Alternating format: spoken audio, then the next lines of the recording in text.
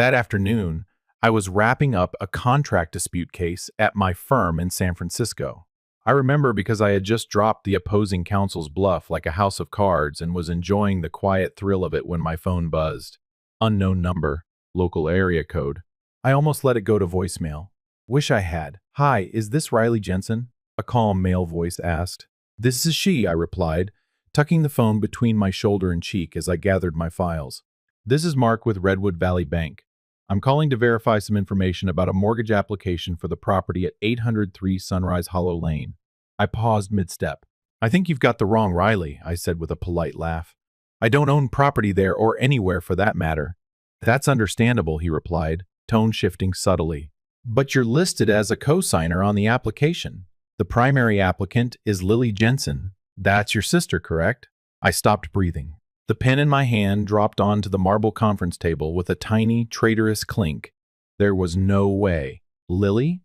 My younger sister? We hadn't spoken in months, maybe over a year, unless you count the awkward half-smiles at family holidays. But co-signing for a mortgage? That was laughable. Except apparently not. I never signed anything for Lily, I said slowly, my voice colder than I intended. Mark hesitated. The application was submitted 7 months ago. All documents are on file, including your signature. Your parents brought them to the branch. Silence. Complete. Thick silence. And then my pulse roared in my ears. Can you email me the documents? Absolutely. I'll send them within the next few minutes. There's one more issue, though. Of course there is. The account is delinquent. 3 months past due. Current balance owed is $18,300. If we don't receive payment soon, we'll have to proceed with legal action. I didn't hear anything after that number. I was already dialing someone else. Riley? My best friend and colleague Eva answered on the first ring. She knew me well enough to pick up on the first word. They forged my signature, I said, shaking. My sister. My parents. I don't even know who else. But they did it. There was a pause on the other end. I'm coming to your office. Don't do anything until I get there. When Eva arrived, I had already received the email. We opened the PDF files together, mortgage application, income statements, co-signer authorization, all with my name, all with my signature. But it wasn't my signature, it was something worse. It was an imitation the same curvy R my mother used to sign notes to the school when I was sick as a kid. The same style I had consciously moved away from in law school. Eva's lips thinned. They didn't even try to hide it. This is sloppy fraud. I nodded, my hands shaking as my phone lit up again. Mom, I whispered, seeing the name on the screen. Eva gave me a look. Answer. Try to stay calm. I took a deep breath and accepted. Hi, Mom. Oh, honey, your dad's making enchiladas tonight. Lily's coming by, too. You should stop in. The audacity. I just got a call, I said, trying to steady my tone. From a bank. About a mortgage. That I supposedly co-signed. Silence. I could hear the air shift through the phone. Then a fumbling voice. I was going to tell you, it's just Lily needed help. And you're doing so well, you're successful, So you forged my signature, I snapped. You risked my job, my credit, my license. What part of that makes sense to you? You're overreacting, she said, voice trembling. Families help each other. No, I said through clenched teeth. This wasn't help. This was theft. And then I hung up. Eva stayed late with me that night. We went through every file, every statement. She dug deeper while I stared at the ceiling, wondering how my own blood had betrayed me with such ease. It didn't end at the mortgage. 3 credit cards, 2 personal loans, 1 business line of credit all opened in my name. Over $85,000 in debt. My social security number had been used on every application. My signature had been copied. My trust shattered. I didn't think it could get worse, I whispered as Eva clicked to another tab. Riley, she said softly. What? There's an investment account. It was used as collateral for a $60,000 business loan. I laughed. Or maybe I choked. I couldn't tell anymore. I don't even own stock, I said. I barely touch my 400 wonk. They faked a portfolio, she murmured. This is organized. My phone buzzed again. Lily this time. I didn't answer. Later that night, Eva and I sat in my kitchen, 2 glassy-eyed lawyers eating instant noodles and silently calculating just how badly I'd been screwed. My credit score had dropped nearly 200 points. My name was on multiple fraudulent documents across 3 states. If my firm found out, it could end everything I'd worked for. And my own family had done it to me. The next morning, I filed reports with the credit bureaus. I froze my accounts. I contacted the IRS and flagged my identity. And then I printed every document we'd uncovered and slid them into a thick folder. That night, I drove to my parents' house. Lily's car was parked outside. My dad stood at the grill, humming like nothing was wrong. My mother opened the door with a smile that made my stomach turn. "Riley, what a surprise. Cut the act," I said, pushing past her. "Lily." "Living room. Now." She came down the stairs slowly, face pale. "Riley, I dropped the folder onto the coffee table." "Don't speak," I said. "Not until you've looked at every page." They flipped through silently.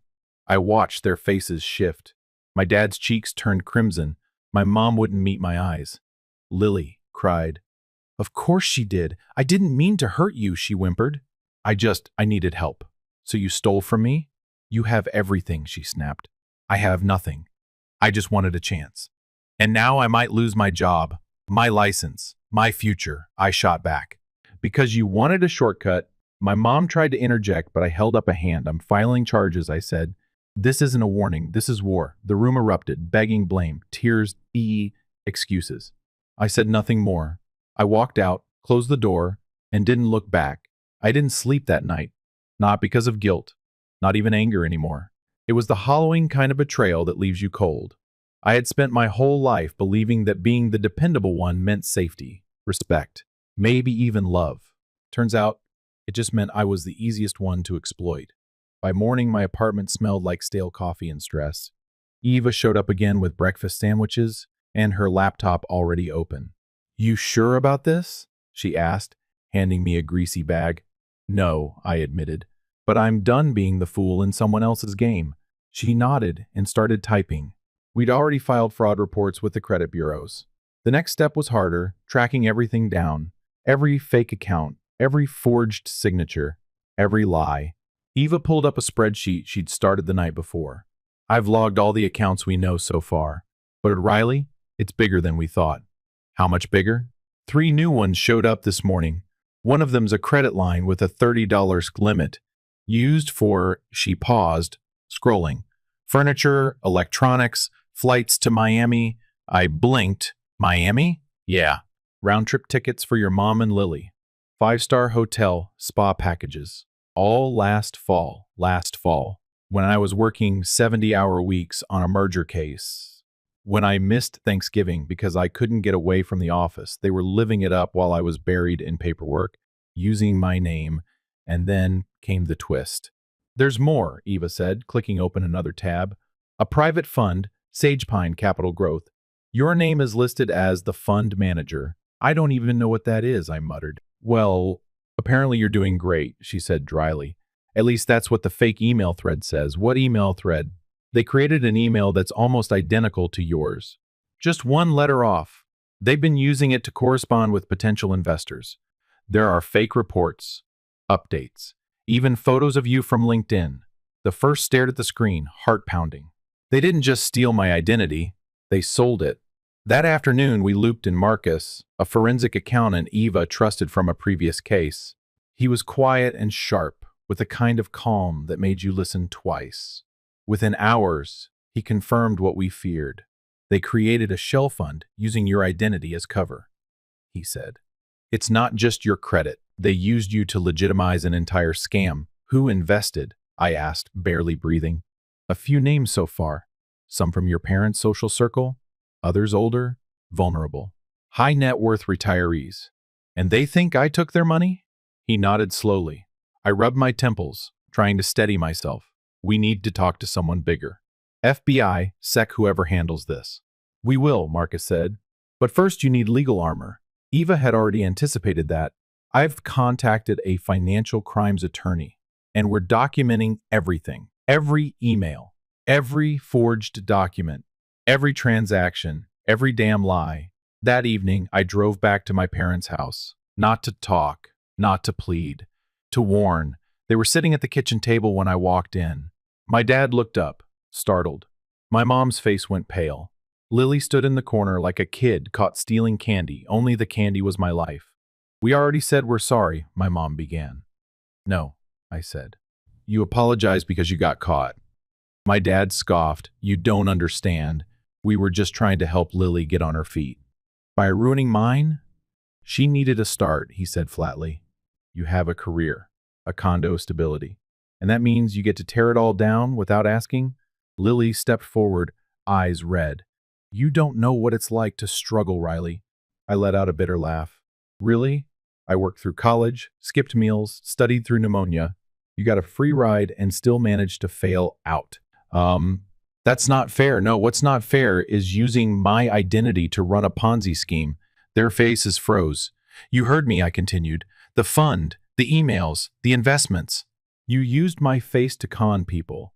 That was your father's idea, my mom blurted. He said no one would trust Lily. But you people believe in you.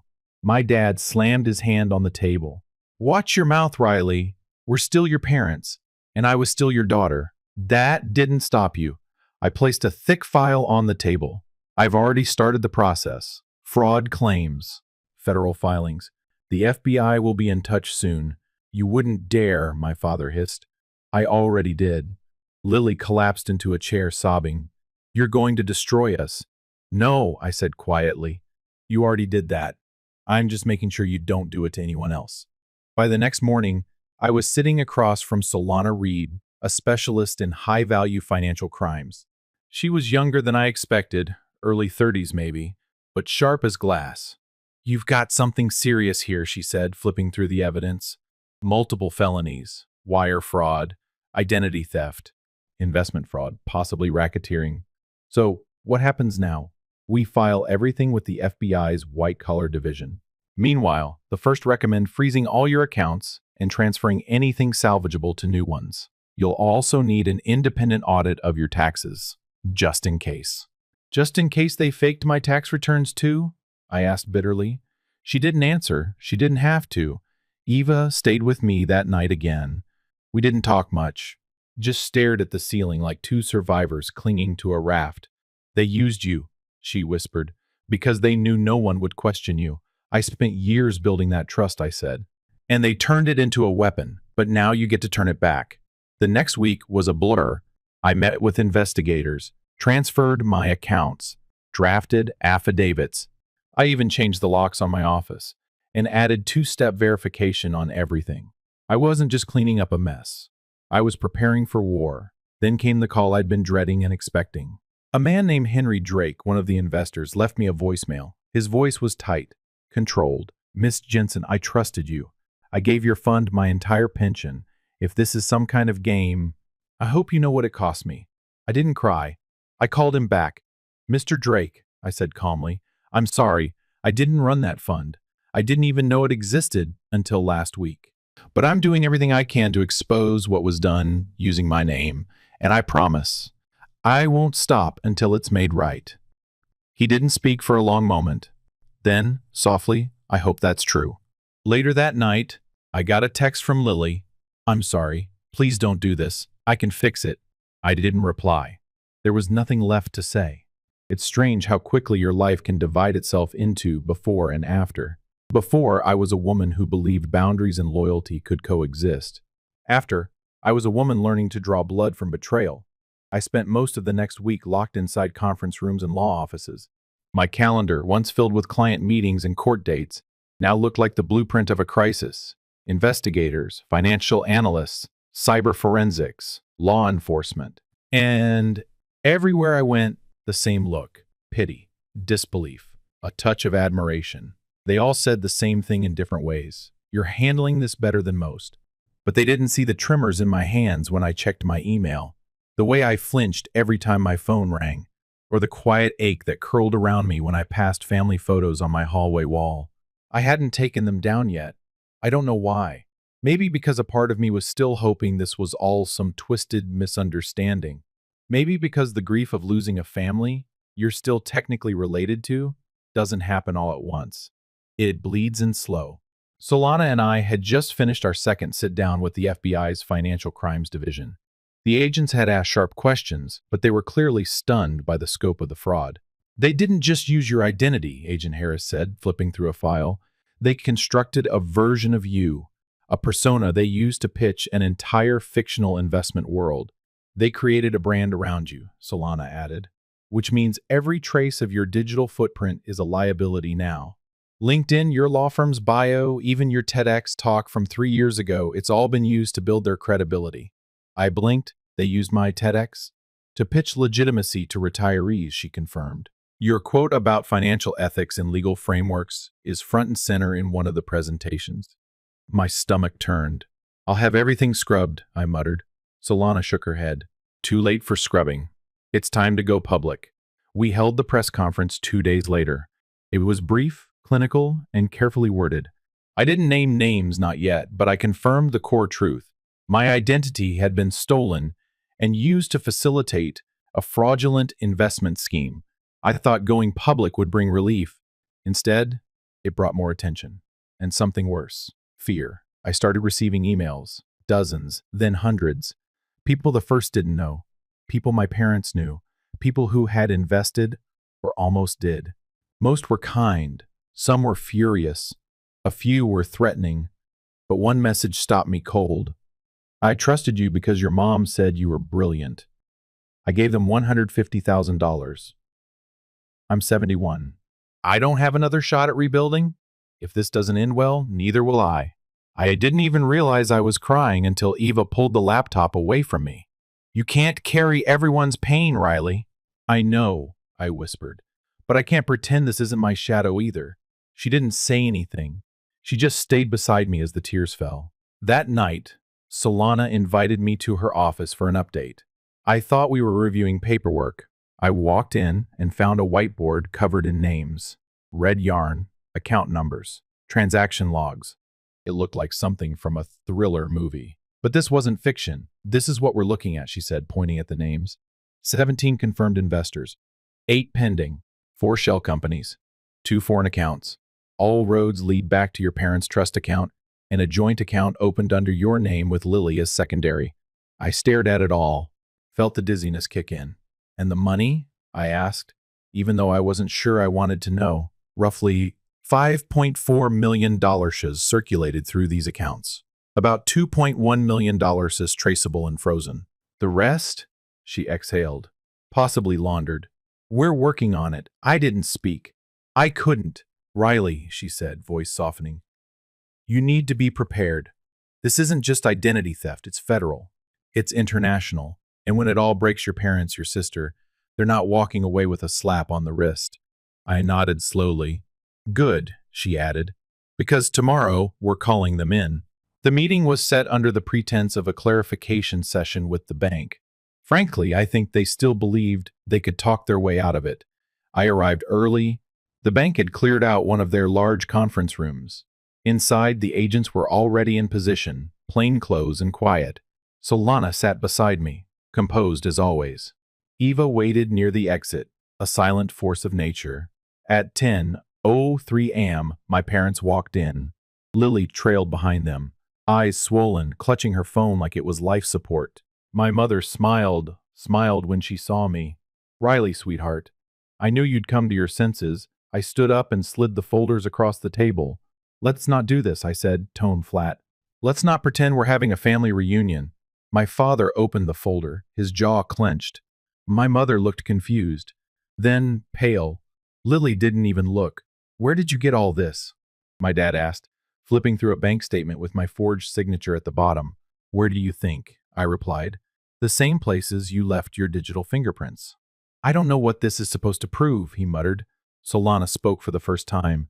It proves you used your daughter's name and reputation to commit fraud. Millions in damages. Dozens of victims. We didn't steal anything, my mom whispered. We borrowed. We were going to pay it back. With what? I snapped. Hope? Excuses? Lily's non-existent income? I was going to fix it, Lily said, her voice cracking. You didn't even try, I said. You just waited to see how long you could ride my credit before the house collapsed. Silence. Then the door opened, and Agent Harris stepped inside. "Gordon, Dana, Lily Jensen, you are hereby under investigation by the Federal Bureau of Investigation for identity theft, wire fraud, and securities violations." The room shattered. My mom broke into tears. My dad shouted something about injustice. Lily dropped her phone and collapsed into a chair. I stood, walked to the door, turned back once. "I gave you every chance," I said, "and you gave me every reason to stop trying." Back at the office, Eva poured me a glass of water. My hands were still shaking, but not from fear anymore. It was grief. Real, heavy grief. "Not just for what they did, but for who I thought they were. They'll never forgive you," she said quietly. "I know," I said, "but I'm not doing this for forgiveness." I opened my laptop, drafted my final report to the FBI, then opened a blank page and titled it Sage Pine: How My Family Turned My Name into a Weapon. Because if they were going to turn me into a tool for destruction, I was going to become a weapon for truth. By the time the trial date was announced, the media had already branded it the Jensen family Ponzi case. My inbox overflowed with interview requests. My face lifted from my own professional profile appeared on cable news panels, clickbait headlines, even in Reddit threads dissecting my facial expressions during the press conference. The internet had opinions, they always do. But I wasn't reading the headlines, I was reading victim statements, 18 letters, 18 voices describing how they'd been charmed, reassured, convinced by my parents, by Lily, by a version of me they'd never met but trusted anyway. They'd used me like a stamp of credibility, and I'd been silent too long. The courtroom felt colder than I expected. Maybe it was the air conditioning. Maybe it was the weight in my chest. I sat in the front row beside Solana, Eva behind me, and 3 of the victims who had become more than just names in a report. They were the reason I didn't back out, the reason I chose to speak. The defendants walked in, wrists cuffed but heads high. My father looked like he was still in control. My mother wore a mask of sorrow she thought might earn pity. And Lily looked hollow, like a house with the lights turned off. When my name was called, I stood. Not because I had to, because I needed to. "I'm Riley Jensen," I said, clearing my throat. "And the name you've seen on investment decks and bank documents, that's mine. But the person behind those transactions wasn't." I paused. The people who did this used my credentials, my reputation, my face. They forged my signature, hacked my email, copied my voice. The room was silent. The judge watched me closely. They didn't just steal money, they stole trust. Not just from me, but from every person who believed that fund was real, because they believed I was real. I looked across the courtroom, right into Lily's eyes. "I know who I am. I've spent my life building a name rooted in integrity, and you turned that name into a mask for lies." The prosecution followed with witness after witness, financial analysts, cybercrime investigators, even a handwriting expert who confirmed the forgeries. But nothing hit harder than the victims. One by one, they stood and told their stories. A retired librarian who had trusted my mom since college. A widower who invested in hopes of giving his grandchildren a future. A nurse who lost her emergency savings. Each of them said the same thing: they believed in me. Because my family told them to. My mother cried. My father's face stayed like stone. Lily barely moved. By the time the courtroom broke for recess, my legs felt like they were made of rusted iron. Eva walked beside me silently until we reached the hallway. "You did what you needed to do," she said, handing me a bottle of water. "I just wish it didn't have to be this way." She looked at me, not with pity, but something quieter. Sadness, maybe. Understanding. Some people cut ties. You had to cut through chains. The defense tried its best. They painted my father as a misguided protector, my mother as naive, Lily as a scared girl led by bad decisions. They called it a family misunderstanding. They tried to recast the fraud as mismanagement, the identity theft as accidental, and the investments as well-intended. But the paper trail didn't lie. The emails, the bank accounts, the hidden overseas transfers, the fake fund website, even a secret group chat where my mother boasted about finally monetizing Riley's image. The prosecutor read that line aloud in court. It echoed like a slap.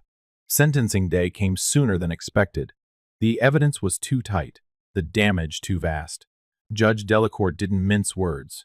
Gordon Jensen, Dana Jensen, and Lillian Jensen. This court finds you guilty on all counts: wire fraud, identity theft, securities fraud, conspiracy, and aggravated financial exploitation.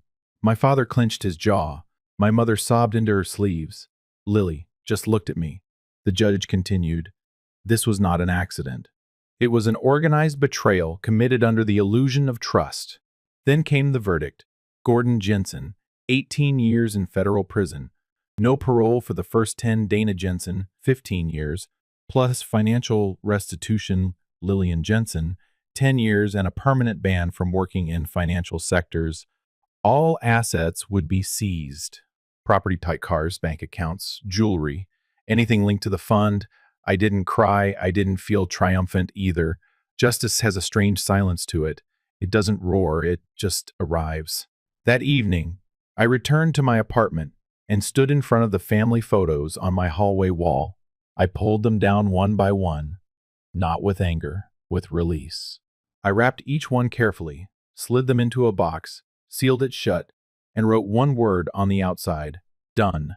The following week, my firm offered me a month off. I declined. I needed motion, direction. So I launched something instead. Eva and I co-founded a pro bono service for victims of financial exploitation, especially those betrayed by family. We called it Second Ledger because every number has a story, and every victim deserves a new record. The first client we helped was a single dad whose sister had taken out a mortgage in his name. The second, a retired vet whose son racked up gambling debts under his social security number. And for the first time in months, I felt something that didn't hurt: purpose. Late one night, while finalizing paperwork in the office, I got a text. "Unknown number. I know you won't respond, but I'm sorry." I didn't realize how deep we were until it was too late. Lily the first stared at it for a while, then turned off my phone. A few days later, Solana handed me a folder. Inside was the last of the forensic report. It confirmed something I hadn't expected. They hadn't just used my accounts. They'd installed spyware on my personal laptop. My mom had done it during one of her visits, when she asked to check her email real quick. It all felt so surgical, so premeditated. Even now, I'm not sure which part broke me more: the betrayal itself, point, or how little hesitation it took. I stood by a window that afternoon, watching the sun dip behind the city skyline. Eva walked in, holding 2 mugs. "Still thinking about them?" she asked. "No," I said. "Not them. Just everything." She handed me one of the mugs. "You can't unlose what's already gone." I nodded. I just never expected to build a life without them. "And yet," she smiled softly, "here you are." They say grief isn't always loud. Sometimes it just sits in the corner of the room, quiet as dust, waiting to be noticed. After the sentencing, my life didn't suddenly feel better. It just felt open, like walking out of a storm only to realize the ground is still soaked, and everything you once counted on needs replanting. For the first time in months, my apartment didn't feel like a bunker. It felt like mine again. Quiet, yes, but not haunted. I moved slowly through the days. Not out of depression, but caution, like someone recovering from a long illness, testing each step. Some mornings, I would wake up convinced I heard my mom's voice in the kitchen or Lily's laughter in the hallway.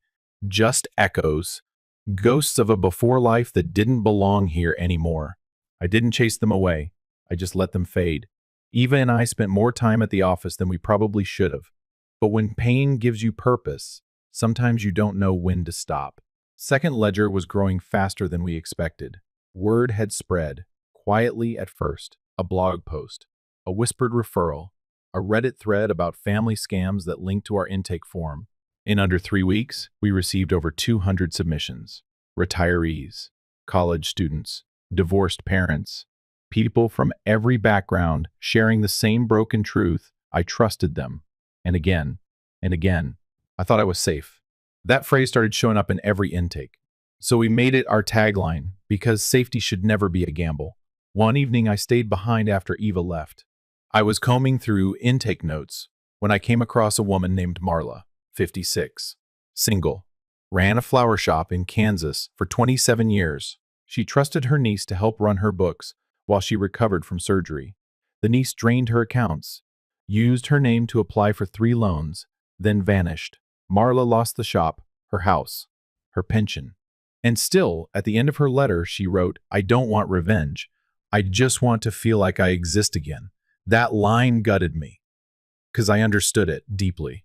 Sometimes when people betray you, it's not the money or the mess that hurts the most. It's that, for a moment, you become invisible. That weekend, I drove out to the coast, alone. No emails, no clients, no paperwork, just silence and shoreline. I sat on a bench overlooking the sea, the air crisp and honest. There's something healing about the ocean. Not because it gives you answers, but because it never lies. It doesn't care what you've lost. It just keeps moving. Watching the waves, I whispered things I hadn't said out loud in months. I miss who I thought you were. I'm still angry. I'm still here. And for the first time, that last sentence didn't feel like a battle cry. It felt like peace. The next morning, back in the city, Solana called. "Are you sitting down?" she asked, and I could hear the smile in her voice. "Always," I said. "Why?" The final round of asset seizures went through. The international accounts. We recovered $1.4 million. I blinked. "And it gets better," she added. "The restitution fund's been approved. The victims are getting partial payouts starting next week." My breath caught. "It's not everything they lost," she said, "but it's a start. A start." That word had a weight I hadn't felt in months. Later that day, Eva walked into my office with 2 iced coffees and a grin. "They're calling you the comeback queen on TikTok," she said, laughing. "God help me. No, seriously. Someone clipped your courtroom testimony and added music. It's gone semi-viral." I groaned. "Please tell me it's not the 'I know who I am' line." "Oh, it absolutely is." "Perfect. My trauma is trending. We laughed harder than we had in weeks." Maybe that's the secret nobody tells you. Healing doesn't always arrive as a grand moment. Sometimes it's a stupid TikTok and a good coffee with someone who stood by you through the wreckage. In the following weeks, we hosted our first in-person Second Ledger event. Nothing fancy. Just a small room in a rented community center with foldable chairs, bottled water, and people brave enough to show up. I stood at the front, palms sweating slightly. "I'm not here to tell you how to heal," I began, "because I'm still figuring that out myself." A few people nodded. Some smiled gently. "I'm just here to say, I know what it feels like when the people you trusted most turn into strangers." Silence. Not heavy, just attentive. "And I know it doesn't happen in one blow. It happens in small betrayals, half-truths, paperwork you didn't read, gut feelings you ignored, until one day you look around and realize you've been erased from your own life." That line stayed in the air like incense. Then an older man in the back raised his hand. "How do you stop feeling like a fool?" he asked.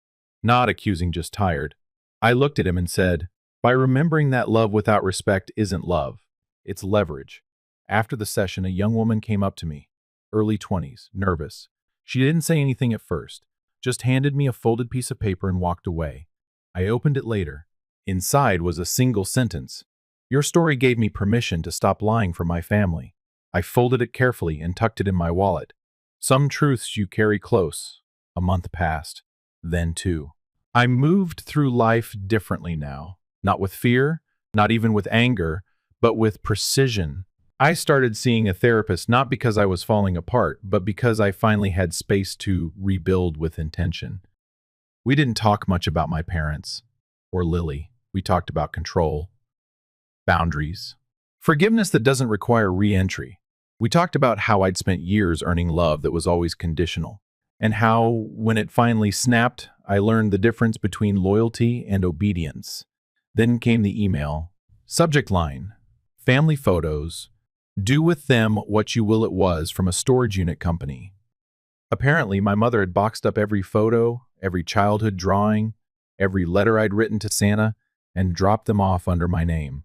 I went, alone. The unit was small, cold, dusty. I opened one box and saw a drawing of a horse I made when I was 6. My mom had written, "My brilliant artist," in the corner in Sharpie. I sat on the floor and stared at it for a long time. Then I took out one photo, just one. The 4 of us at a county fair. I was maybe 12. Lily had cotton candy on her cheek. My dad wore his old cargo vest. My mom held my hand. They looked real. We looked happy. And maybe we were. In that moment, I kept the photo. Everything else I left behind. Spring arrived like a soft apology. The kind of season that doesn't make promises, just opens the window and lets in the air. It had been almost 8 months since the sentencing. 8 months since I took my name back. Since I drew the line that finally stayed drawn. And I was still here. Not untouched, not invincible, just here, living. Second Ledger was now operating full-time with 3 legal volunteers and a growing list of allies across the country. Our small project had become a resource hub for victims of financial abuse, with everything from legal templates to support circles to mental health partnerships. We were building something real. And for once, I wasn't just reacting to life, I was shaping it. Eva and I still worked side by side most days. There was comfort in that, the kind you can't buy or fake earned through long nights, courtroom stares, and the kind of silence that understands you. Solana stayed on board, now part of our advisory team. She always had that steady energy, the kind that didn't just fix problems, it made sure they didn't happen again. And me? I stopped waiting for the other shoe to drop. Stopped wondering if every phone call was a fire. Stopped apologizing for guarding my peace like a fortress. One evening, I stood in the center of the auditorium we'd rented for our first annual Survivor Conference. Rows of chairs filled the space. String lights hung gently above the stage. The air buzzed with low conversation, the hum of nervous courage. I looked out at the crowd, nearly 300 people. People who had all, at some point, been betrayed by someone they once loved. People like me. I stepped onto the stage and let the moment breathe before I spoke. My name is Riley Jensen, I began. And like many of you, I used to think love and protection were the same thing. That family was always safe. That being loyal meant staying silent. I paused, letting my gaze move across the room. I was wrong. A few people nodded. A few dropped their heads. Family in its truest form doesn't ask you to bleed quietly. It doesn't demand your identity as collateral for someone else's comfort. Real family by blood or by bond walks with you, not over you. Silence settled. But it wasn't heavy. It was understanding. I lost people I never thought I'd live without. And I found strength I never knew I had. Not in spite of what happened, but because I refused to disappear inside it. That night, as we packed up, an older woman approached me with a nervous smile. She held my hand in both of hers. "I brought my daughter," she whispered. "She hasn't spoken to me in a year. But tonight, after hearing you, she asked me to sit with her." Her eyes welled up. "Thank you for giving us a place to begin again." I nodded, too full of emotion to say much. Just held her hand a moment longer before letting go. A few days later, I received a letter in the mail. No return address. Inside, a single handwritten note. "You were always stronger than me. I see that now. I hope one day you'll understand why I followed them, why I let it happen. I didn't know how to stop, but I'm trying now. For real this time." I folded it once and placed it in the drawer with the others, not out of forgiveness, but out of closure. I didn't need to reply. Some doors don't need to be slammed shut. Some just need to be left unopened. That weekend, I walked through the neighborhood where I grew up, not for nostalgia, just curiosity. The old park still had the cracked swing. The bookstore where Lily and I used to split candy money was now a dentist's office. Even in the house, my parents' house stood unchanged, but empty. A for sale sign in the yard. I didn't stop, didn't linger, just kept walking, not with bitterness, with peace. I've learned healing doesn't mean forgetting. It means remembering differently, without flinching, without shrinking, without carrying the weight like it's still yours to bear. A month later, I hosted our first podcast episode for Second Ledger. We titled it, What We Keep. I spoke for almost an hour. Not about what was done to me, but about what I reclaimed. I kept my voice, I said into the mic. I kept my name. I kept my ability to choose who deserves my truth. And I let go of needing an apology to feel whole. I paused, took a breath, then ended with a line that had become something of a personal mantra. Love isn't a reason to erase yourself. And being related doesn't give anyone permission to rewrite your story. And just like that, the episode went live. I turned off the mic, sat back, and smiled. Not a big smile. Not some triumphant movie scene grin. Just a small, grounded one. The kind that says, I made it through. I still keep that one photo, the one from the county fair. It's in a drawer now, not out in the open.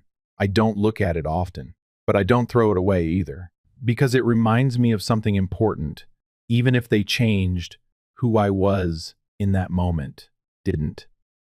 That little girl with the bright eyes and the sticky cotton candy fingers, she deserved better. And I gave her that. In the end, that's what mattered most. A year later, I stood in front of a group of law students as a guest lecturer. The topic: ethics, identity, and the cost of silence. I looked at all those young, eager faces full of ambition and untouched belief in the law, and I told them my story, not with drama, not with bitterness, but with clarity. I told them what happens when power is misused, when trust becomes currency, when silence becomes complicity, and I ended with this: the justice system can give you outcomes, but truth, that's something you have to carry, protect, and sometimes fight for, even when it costs you everything you thought was sacred. Later that evening, I sat by my window, tea in hand, city lights blinking like stars that never sleep. Eva texted a photo, our firm's new plaque, Second Ledger Legal Collective founders, Riley Jensen and Eva Morales underneath, in smaller font. Because everyone deserves a clean start. I smiled again. Because this time, it wasn't about what I lost. It was about what I built, and who I became when the ground gave way. Story 2, I have looked after you long enough. Leave my house. On my 18th birthday, my stepfather whispered those things to me. He evicted me from a home that was lawfully mine. The fact that I contacted my mother right away made the pain worse. I'm hoping for help. All she said, though, was that Brian was correct. You must mature. They believed they were shedding a weight. Me. However, they weren't prepared for it. They, including my beloved mother, would be packing up and leaving that house in just 1 week. Then the opinions began to come in. I did the right thing, according to some.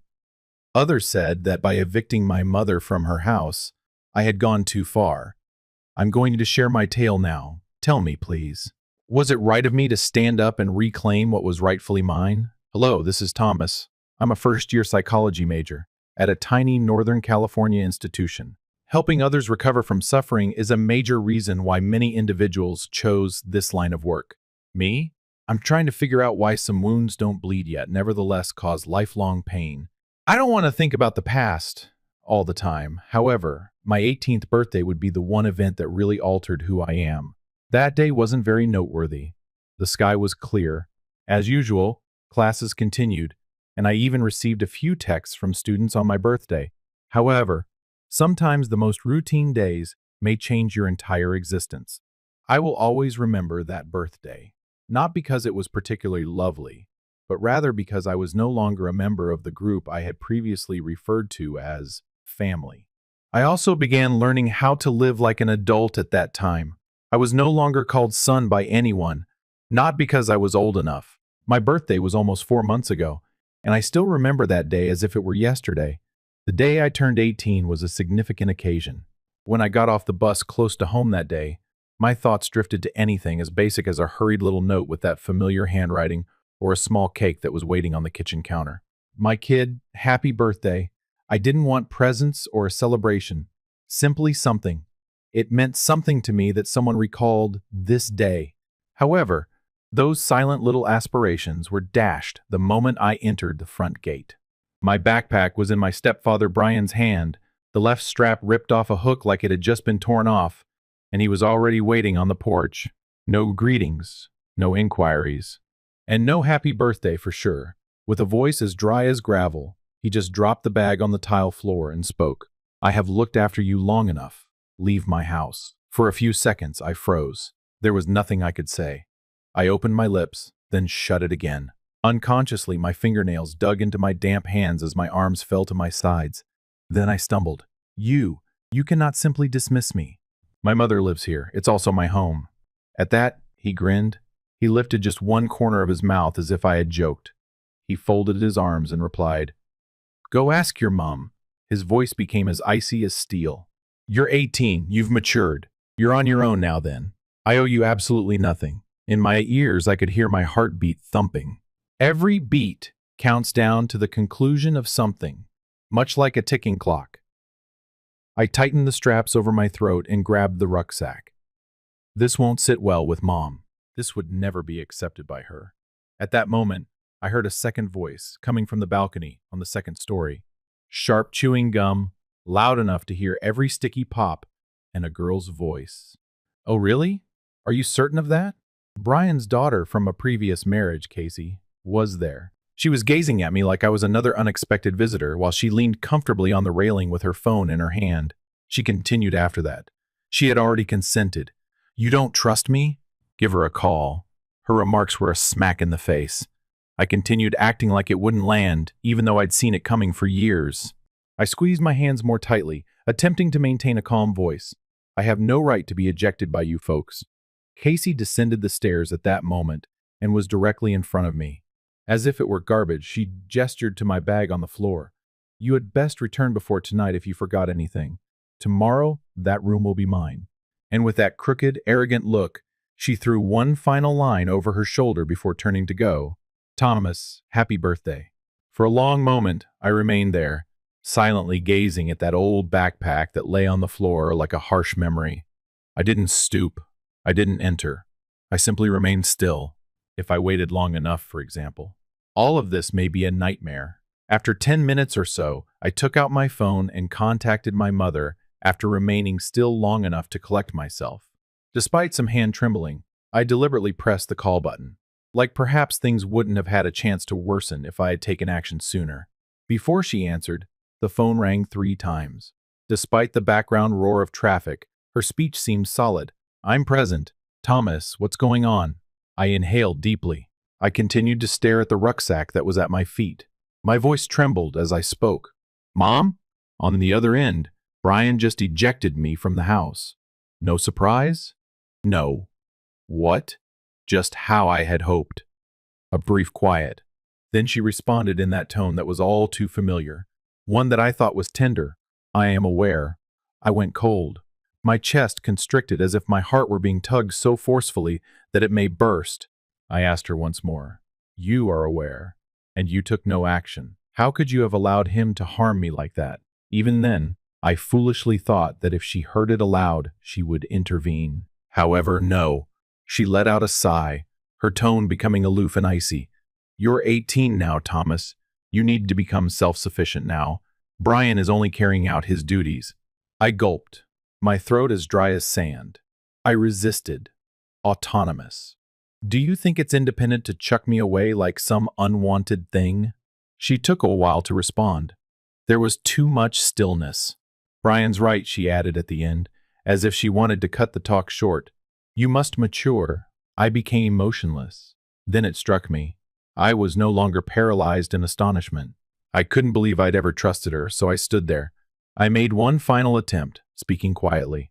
I'm still holding out hope. She would recall today's events. You are aware that today is my birthday? A quick inhale was heard, followed by her response. Not flat, empty, like an SMS message that automatically replies. Cheers to your birthday. She hung up after that. As the screen turned to dark, I gazed at it. Something achingly simple dawned on them at that very instant. She had decided. Not love, not the proper thing. She had said she would never desert the son, but she picked the man she shared a bed with. And me? They left me standing. It was only me, a dusty rucksack, and what little fantasy I still had about family. Immediately following the conclusion of my mom's call, I continued to hold on to my phone while I stood on the porch, feeling oddly empty. But then, as a last resort, when you have no one else to rely on, I gave my dad's younger brother, Uncle Robert, a call.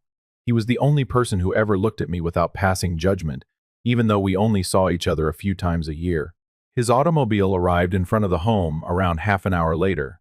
He gestured for me to enter as soon as he noticed me. Then he responded, "Hold on a minute," and immediately took out his phone. Uncle Robert gave my mother a call. I listened to the entire talk while sitting next to him. He got right to the point as soon as she picked up the phone. I'm with Thomas, Linda. He told me over the phone that Brian had evicted him from the residence. What on earth is happening? The speaker picked up her voice. Chilly. Cut. My family owns this company. Don't get involved. Uncle Robert chuckled briefly, his voice flat and humorless. Okay then. Think of this as your lost opportunity to express regret to Thomas. You'll be out of that house in a week. I'll bet you anything. I felt a weight come off my chest at that very moment. It was because someone finally had the courage to speak it aloud, not because she was incorrect. Uncle Robert turned and gave me a direct look. He didn't pose any queries. All he stated was forcefully but gently, "Come on, child. You're always welcome at my house." I was seated in the warm, comfortable dining room of Uncle Robert's house at around 7 that evening. From the kitchen came the soft aroma of chicken curry. He greeted me with a handshake and his wife's well-known grin. It was hard yet kind in a strangely grounded manner. She poured me a drink of water and added, "Thomas, you've lost weight." I'm looking at Uncle. I partly smiled. Nobody cooking properly for you. I didn't have to say anything, but I chose not to. Ellie and Jenna, their 2 girls, rushed downstairs a little while later, each holding a teddy animal. "Is Thomas staying, Mum?" they said, looking up. "If he want, he is welcome to sleep in our room. In any case, we always sleep together. Tonight, he is a special guest." I grinned as a little warmth crept through me. "I can sleep on the couch," I said. "Everything is all right." But without hesitation, Aunt Helen waved me away. "Not necessary. Nobody in this home is only a visitor." I ate supper with the family that night, and while they weren't flawless, they nevertheless made me feel protected, something I hadn't experienced in years. Uncle Robert ate leisurely while seated across from me. Suddenly, he put down his chopsticks and gave me a straight face. "Thomas, there are certain things you should know regarding your former residence, regarding your grandfather's legacy." The spoon stopped in midair, and I froze. "What are you saying?" He took a while to respond. Something in his eyes got heavier as he just maintained eye contact with me. "Not quite yet." "Oh," he said, "complete your meal. But I need you to pay more attention to me tonight than you have in the past." And on my 18th birthday that evening, I began to understand that not all truths are painful. They alter all of your preconceived notions about your place in the world. Uncle Robert made me some hot coffee about 30 minutes after dinner. The scent blended in with the warm, woodsy atmosphere of the house. Still wearing my jacket, I sat in the window facing armchair. The sense of belonging wasn't something I was accustomed to yet. With his coffee in hand and his eyes momentarily more serious, Uncle Robert sat across from me. I could hear the wall clock's second hand ticking because the room was so quiet. After giving me a long look, he finally spoke in a slow, thoughtful voice. "Have you ever questioned why, as a child, that house was already there, Thomas?" I paused. "I simply thought it was something Dad left behind, or Mom's." Uncle Robert placed his cup on the glass table and gave a gentle shake of his head. "No, your grandfather was the original owner of that house." I looked up abruptly at that point, feeling as though my gut had already foreseen what was going to happen. "Before he died, he didn't keep me waiting. A will was written by your grandfather. Thomas Campbell, he left you that house." With a sigh, he continued in a steady, low voice, as if he were clearing away remnants of the past. "You were 8 years old when your grandfather passed away. Thus, with witnesses and notarized documents, your parents were granted legally temporary guardianship over the property." There were no disagreements. His eyes dimmed slightly as he paused. "However, your father died 2 years later. There was no time for instructions because the stroke happened so quickly. After that, there would be no time to update anything. The only adult who still had access to the documents was your mother." I felt my heartbeat slow with every word. Uncle leaned forward, elbows resting, eyes fixed on the floor like he was watching old memories play out there. 2 years after your dad died, Brian showed up, and that's when everything began to shift. No one talked about the house anymore. No one said who it belonged to. How about you? You just grew up in a house that carried your name without ever knowing it was yours all along. I couldn't say anything after Uncle Robert finished telling me everything. No reaction, no frown, no follow-up questions. Just my hands gripping the chair's armrest so tightly. The veins on the back of my hands stood out like they were reacting for the rest of me. I took a deep breath, but the smell of coffee was gone. All that remained was a bitter taste on my tongue. The kind of bitterness you don't recognize until you turn 18 and life finally lets you taste it for real. Then Uncle Robert reached into the drawer of the coffee table and pulled out a thin folder, its pages yellowed with age. "This is a copy of the will," he said. "I kept one ever since your grandfather passed. You should have known all this sooner, but sometimes people hide the truth until the day you're old enough to have the right to know it.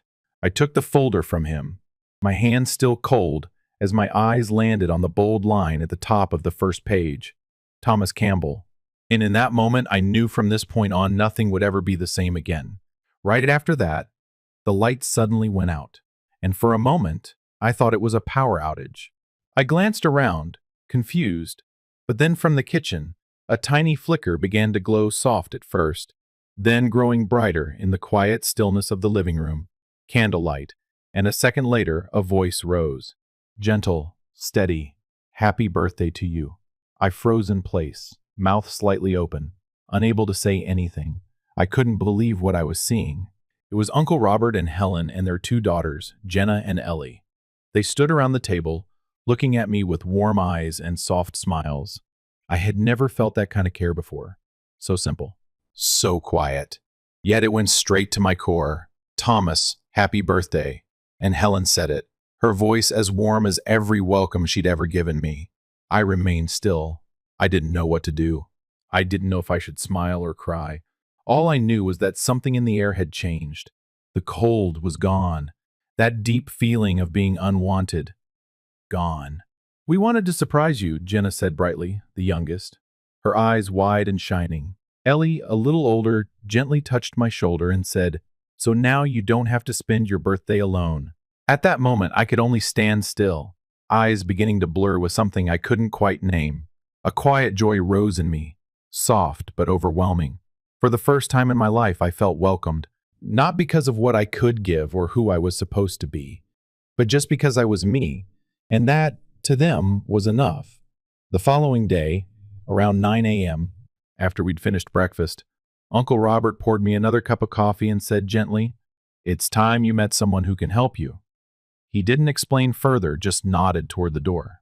His eyes steady on mine like he was saying, "Today's a big step." We got in the car and drove to a small office inside an old, stately building in the city's heart.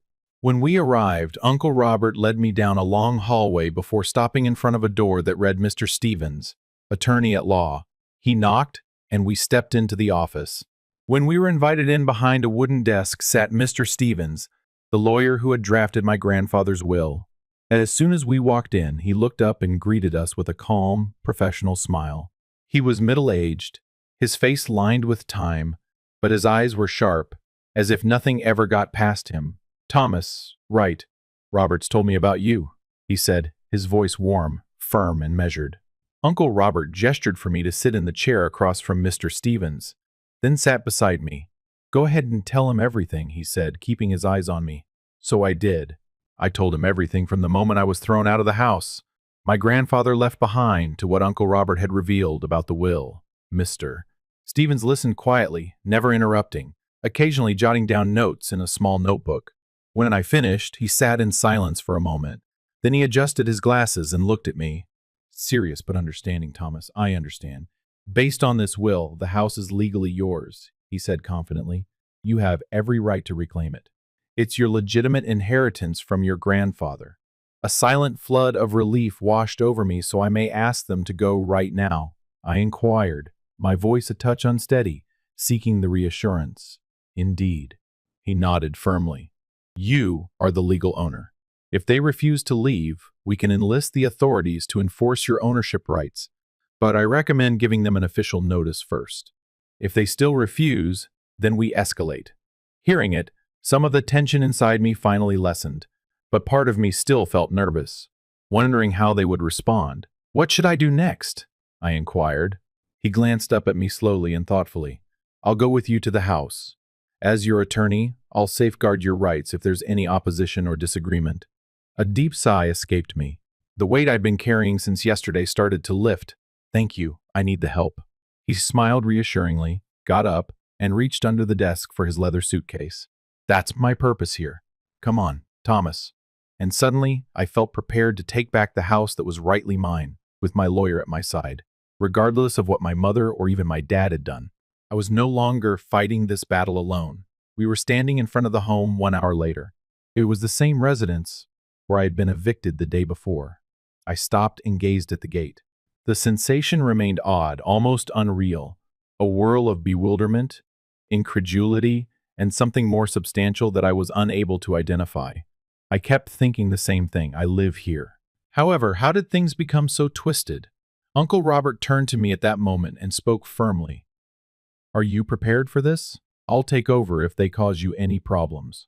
I tightened my hold on the folder and nodded. Property was no longer the only factor here. I wasn't going to allow anyone get in the way of my getting back what was rightfully mine. We approached the front door. Uncle Robert knocked, calm but firm. From within came the sound of footsteps. Brian and my mother showed up at the door a few moments later. Their eyes were full with astonishment, and I could see it. My mother gave me a perplexed, unsure look, but something else was present in that ambiguity. Something resembling shame in appearance. Thomas, why are you here? She spoke in a strained voice.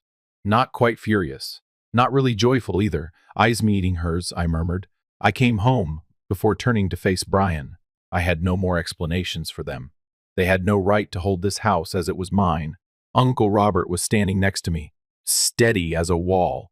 He had a firm and unflinching presence. Mr. Stevens then came forward. I am Thomas's lawyer. Calm but commanding, he said. In accordance with Thomas's grandfather's bequest, this home is legally his. He has every right to be here and to occupy this land completely. As soon as he finished speaking, Brian and my mother froze. Mom seemed to be having trouble processing what she was hearing as she glanced back from Uncle Robert to me. But, she continued gently, her voice uncertain, this is our home. She seemed to be persuading herself more than anything else. No more. With a calm voice, I said, I call this place home. Brian, and you have no business being here right now. There was no space for negotiation in accordance with the will and Thomas's legal possession, as Mr. Stevens went to them right away with a stern and unyielding voice. You have no right to stay here any longer. Please leave the property immediately. My mother and Brian looked at each other as the words came out. Their features flashed with anger and disbelief. With eyes as keen as if they could burst at any moment, my mother turned to face me. Her voice broke. Thomas, are you furious? Have you gone insane? I call this place home. Your mother cannot be thrown away. I looked her in the eyes and remained silent for a minute, and something hardened in me during that stillness. I was no longer that gullible boy. I call this place home. With a steely voice, I spoke. Brian and you are no longer entitled to be here. Don't discuss parenting or taking care of me, please. I'm done. Brian suddenly came charging at me, his face flushed with anger, his entire body tensed, like a spring on the verge of breaking. His voice was low and furious as he aimed a trembling finger directly at my face. Thomas, you don't have the right to expel us. Who do you think you are, anyway? Like he was about to lunge, he took another step, his face contorted in rage. I didn't give up, though. I felt stronger than ever, and as though something deep inside had finally taken root. Brian took a step closer. Uncle Robert moved ahead of me without thinking, a wall separating us. His voice was piercing and authoritative as he stood erect. Get out of here! Brian! You have no right to touch him. If you make any attempt, I'll file assault charges against you. Brian heaved his chest and froze, surprised to be stopped. Uncle Robert maintained his gaze, unflinching and unblinking, as if he were prepared for anything. Mom then gave me a look. She had disappointment and anguish tight on her face. Her voice wavered as if she were groping for something to influence me. Do you wish to expel me? Following everything that I have done for you. I didn't falter, though. I gave her a direct glance. No hate, no rage, only finality. I had decided. Like thick air, the tension in the room crushed in. Their expressions were enraged, astonished, betrayed, looked for any indication of uncertainty. But none existed, since I had finished my apology. Completed, shrinking, completed, feeling bad for just asserting what was rightfully mine. They could give a glare, they were able to shout. This time, though, I wasn't going to break. Then they slammed the door behind them. However, my mother presented one more obstacle right before it closed. You can contact the police if you want to. However, Brian and I have no intention of leaving. With a loud final thud, the door closed, and I remained motionless and composed, certain that things were about to go out of hand. I didn't hesitate, though. Like a flood of determination, I moved forward. The state police showed there 15 minutes later. Mr. Stevens had been ready. He clearly outlined the facts. The will and supporting documentation prove my lawful ownership of the house. All of the documents had already been examined and verified. The cops paid close attention. After Mr. Stevens finished, they knocked on the door and, following a quick conversation, asked my mother and Brian to leave the property right away. They verified that there was no rental agreement by looking through the records. It was mine, the house. Since I was now legally an adult, and my mother had only been my guardian until I reached 18, I had every right to request that they depart. However, one of the cops made a tactful proposal. Although I respect your rights, Thomas, I would advise allowing them a few days to locate another place to reside. Inside me, a silent flame blazed.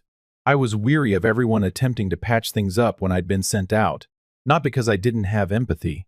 How about yesterday? I asked in a chilly tone. Before I was even legally an adult, Brian threw me out, and I have documentation of it. I took out my phone and showed them the crisp footage that the front porch security camera had taken. Time-stamped, there it was.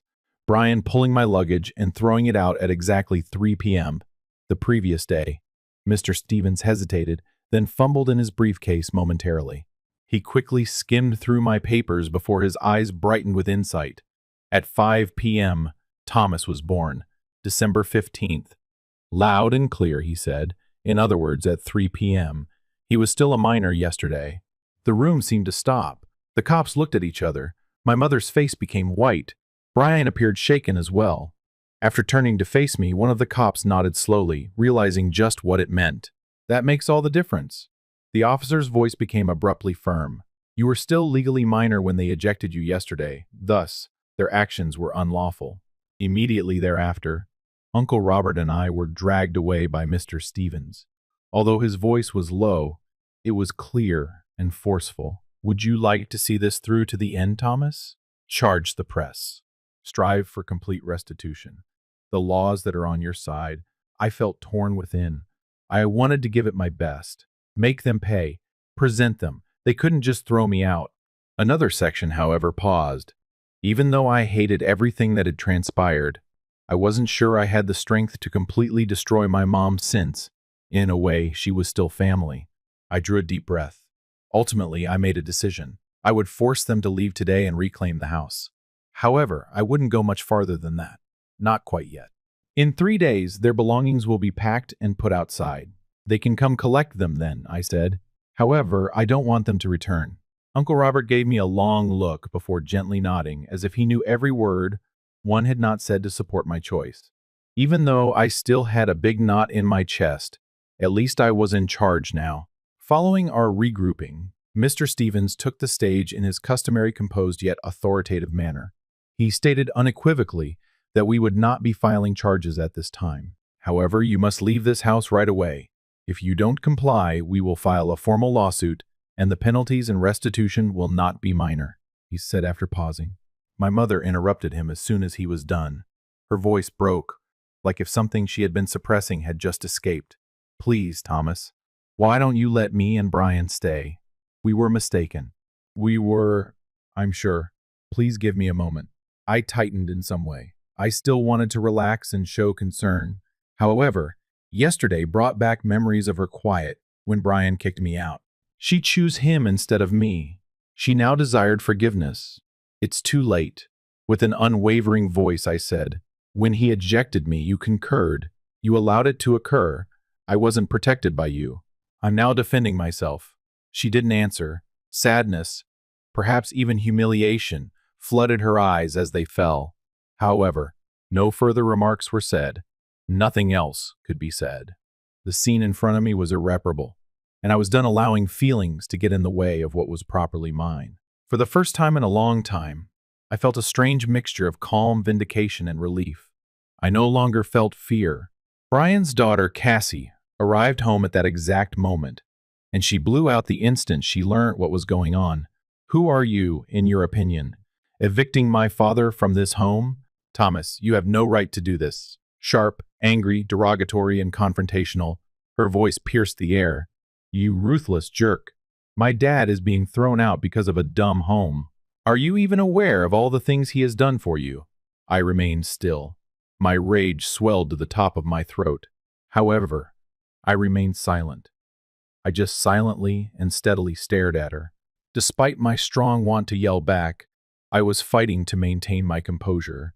At that point, Mr. Stevens came forward. He brooked no debate, his voice low yet piercing. Cassie, now, I'm going to require you to stop. He gestured towards the wall-mounted security camera. His gaze fell upon hers, icy and unyielding. Keep in mind that everything you do here is being videotaped. I'm alerting you. Don't make fun of or threaten Thomas once again. Cassie stopped. She recognized the gravity of what he had spoken, even if the fire within her had not completely gone out. She growled through her teeth as her throat constricted. Thomas, you'll regret this. Mr. Stevens, however, did not recoil. Unfazed, he stepped forward one step. Go immediately, Cassie, or I'll demand that the law be taken right away. Tension filled, the standoff continued for a few more seconds, but ultimately they had nothing else to say. Cassie, Brian, and my mother were aware that they had lost. Once more the cops intervened, strict and decisive. They were instructed to vacate the premises right away. They silently grabbed their belongings. One of the cops faced them again. He spoke in a severe, foreboding tone. The law will intervene if any of you try to hurt Thomas or trespass on this land once more, and there will be serious repercussions the next time. He hesitated. Brian and my mother were the center of attention, making sure his comments were understood. Today, you may have received a warning. The next time, you won't receive one. My mother, Brian, and Cassie were silent after that. Then they turned and left, silent, dejected, and resentful, and I remained still. I'm still taking it all in. However, something had finally changed inside of me. A feeling of relief and triumph. I had just emerged from a cage. I had been living there, but I was unaware of it, recognizing that she had to leave the house. My mother said in a low, begging voice as she gazed at me with disappointed eyes, "Give me an hour, please, Thomas." I only asked that. "Allow me to pack my necessities. I'll head out immediately." For a minute, I stood in silence. My heart felt heavy as a rock. I wanted to provide such grace to her, to provide a final opportunity for dignity. However, another component was worn out. Late excuses, unfulfilled promises, and the quiet that had cost me so much had worn me out. In the end, I exhaled deeply. I answered, "Fine," looking her in the eyes.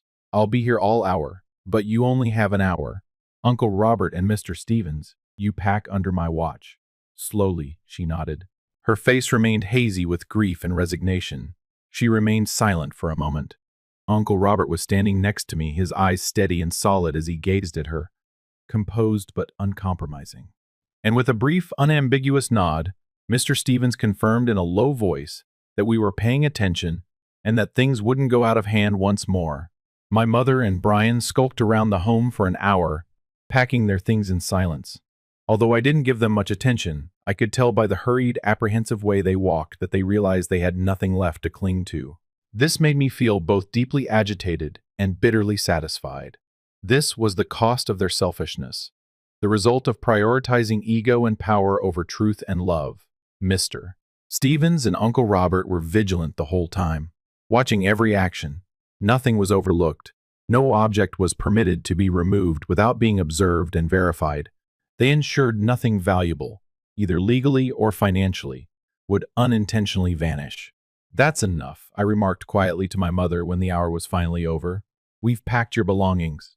In 3 days, I'll leave outside the fence anything you didn't get to today. Then you may come get it." She remained silent, didn't dispute, did not make a plea. Simply lowering her head, she left the room, Brian and Cassie following in silence. No drama, no parting remarks. Just the sound of a door shutting behind those who used to live here, as well as myself. I'm still standing there, breathing and clinging to the memory that I've finally returned home. 4 months have passed. And the house? Although it is tight and fraught with difficulties, my house is now officially in my name. The court case concluded just as I had wanted. I may declare with serene assurance that I have taken back what is rightfully mine. Not just the land, but also my liberty, tranquility, and the right to live in an area that feels secure and truly belongs to me. They haven't returned in the last 4 months. Brian and my mother vanished silently. No attempt at reconciliation, no apology. All correspondence ceased. I haven't missed it, to be honest. Without them, life has been enjoyable. The initial days were peculiar. There was about 2 minutes of stillness in the house. Still, no conflict, no stress, no need to tread carefully. However, I gradually came to understand that quiet equaled peace. Freedom was that void. I always needed this life, this existence without them. Not because I despised them. I finally realized not because I want to hurt them. Manipulation is not something I must put up with.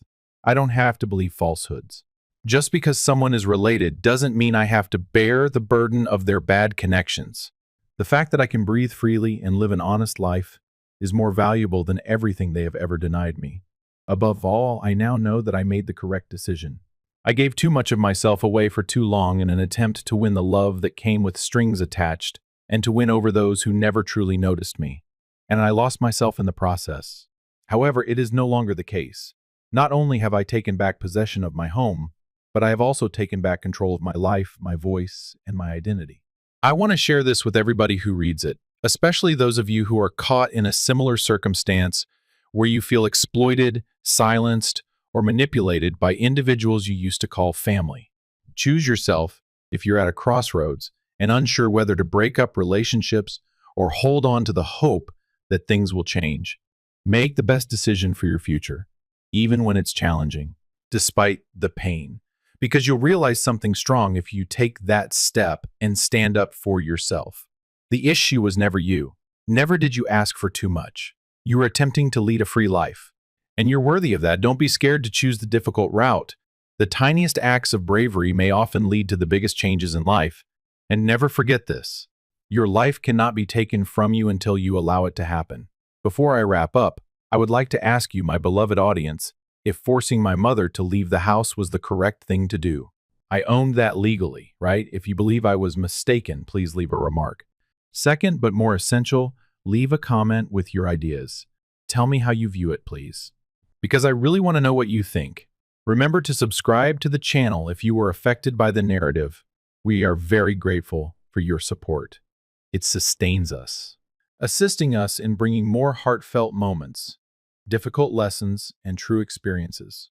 I appreciate you being there for me along every step of this trip, observing and listening. Please share this story if you believe it may be helpful to someone who is feeling hopeless or in need of courage. Together, let's continue to develop, learn, and become stronger. Story 3, I believe that my brother and I were collaborating on a business venture. After learning that he had launched it without my consent, I informed investors that I had backed out. The remarks were like a kick to the gut. I gazed at my phone as the message from William, one of the important investors we had been collaborating with, lit up the screen. I'm eager for today's launch. I wanted to congratulate you even though Rob informed me that you had chosen to take a back seat. This is enormous. My throat tightened each breath. Take a step back. I never took a step back. That meeting was intended to include me. When we debuted, I was meant to be there. However, Rob had managed to go forward without my presence. As I struggled with my laptop, my hands shaking, I accessed our firm's website and saw the brand I had created and the company I had spent years creating. While Rob dealt with the investors, I worked late into the night on the pitch deck. Everything is alive. What's the worst? There was no sign of my name. In a matter of seconds, I retrieved my keys and left. It was close to Rob's office. I'd been there 100 times. Our office, like I had imagined, the location where we had spent months working, getting ready for this. I ignored the startled welcome from the receptionist and raced through the doors. I continued to walk till one suddenly entered the conference room and saw him. In front of a group of investors, Rob is grinning, joking, and chatting as if he had started the business from the beginning, as if I hadn't witnessed every single second. He spotted me right away. For a brief moment, his smile wavered. Then he got better. His arms were stretched wide as he spoke. She's there, my sister. This is Natalie, everyone. The entire room turned to face me. I hardly noticed the investors' courteous nods. My brother Rob was the one I had trusted the most, and my vision was narrowing in on him while my heart pounded in my chest. With my voice dangerously steady, I stepped forward. What on earth is this? Rob was so bold as to chuckle and wave it away. Let's go discuss outside, Nat. No, my voice pierced the space. We are now speaking in front of everybody. A few investors traded. It looks nice. Give them a look, show them the reality. The investor who had unwittingly given me the tip, William, cleared his throat. Is anything wrong? I looked over at him. Yes, there is, William, because I remained with this firm. I glared at Robert. That was untrue. There were murmurs in the room. I stepped forward again, clenching my hands. This took me years to create. It was me who thought up the idea. Half of these encounters were secured by myself. You're standing here now, pretending that you achieved this by yourself. Rob's face grew serious. No. Let's avoid creating a scene. I gave a harsh chuckle. You're scared about making a disturbance after stealing my company. The tension grew in the room. William looked between us as he reclined in his chair. Rob, what is she discussing? Rob detested having to stand on the place. I could tell by the way his jaw clenched and his fingers quirked at his sides. Then he got better. He put on a nonchalant grin and faced the investors once more. Listen, it was only a misunderstanding. My sister and I. He gave me a glance. She concluded that this wasn't the perfect fit for her, after we had some disagreements over direction. I tightened my jaw.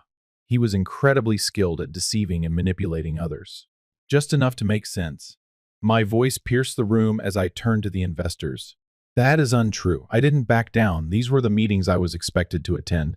I should have been here today. William scowled. Rob? She claims to have remained involved. Rob sighed, feigned frustration. He said, Look, as though he were the more sensible one. That's precisely why we didn't proceed together. Despite her passion, Natalie is emotional about this. I had some difficult business choices to make. It made my blood boil. You mean that in order to claim all the credit, you had to ignore me? Spreading his hands, he pretended to be innocent. I made the right choice for the business. Nat, you weren't prepared for this. That was the last straw. I inhaled deeply and slowly before scanning the room. William, the first, spoke in a strong, clear voice. You are aware of the amount of effort I put into this venture, do you not? He gave a cautious nod. Yes. Our first meetings were arranged by you. I looked for another investor. You didn't either. The proposal we offered you was written by me. One more nod. I watched slowly. Realization dawned on their faces. Rob's meticulously constructed lie was beginning to show signs of weakness. But I wasn't done yet. I turned back to him, my voice cold. You stole from me my ideas, my business, my future. And if you think I'm just going to walk away quietly, I took a step closer, looking him dead in the eye, then you really don't know me at all. Silence for the first time. Rob didn't have a comeback as he could lie all he wanted. Now, however, now people were watching and I wasn't going anywhere. I should have seen it coming. Looking back, all the indications were there. But I disregarded them because I wanted to believe in my brother. I wanted to think that for once we were equals.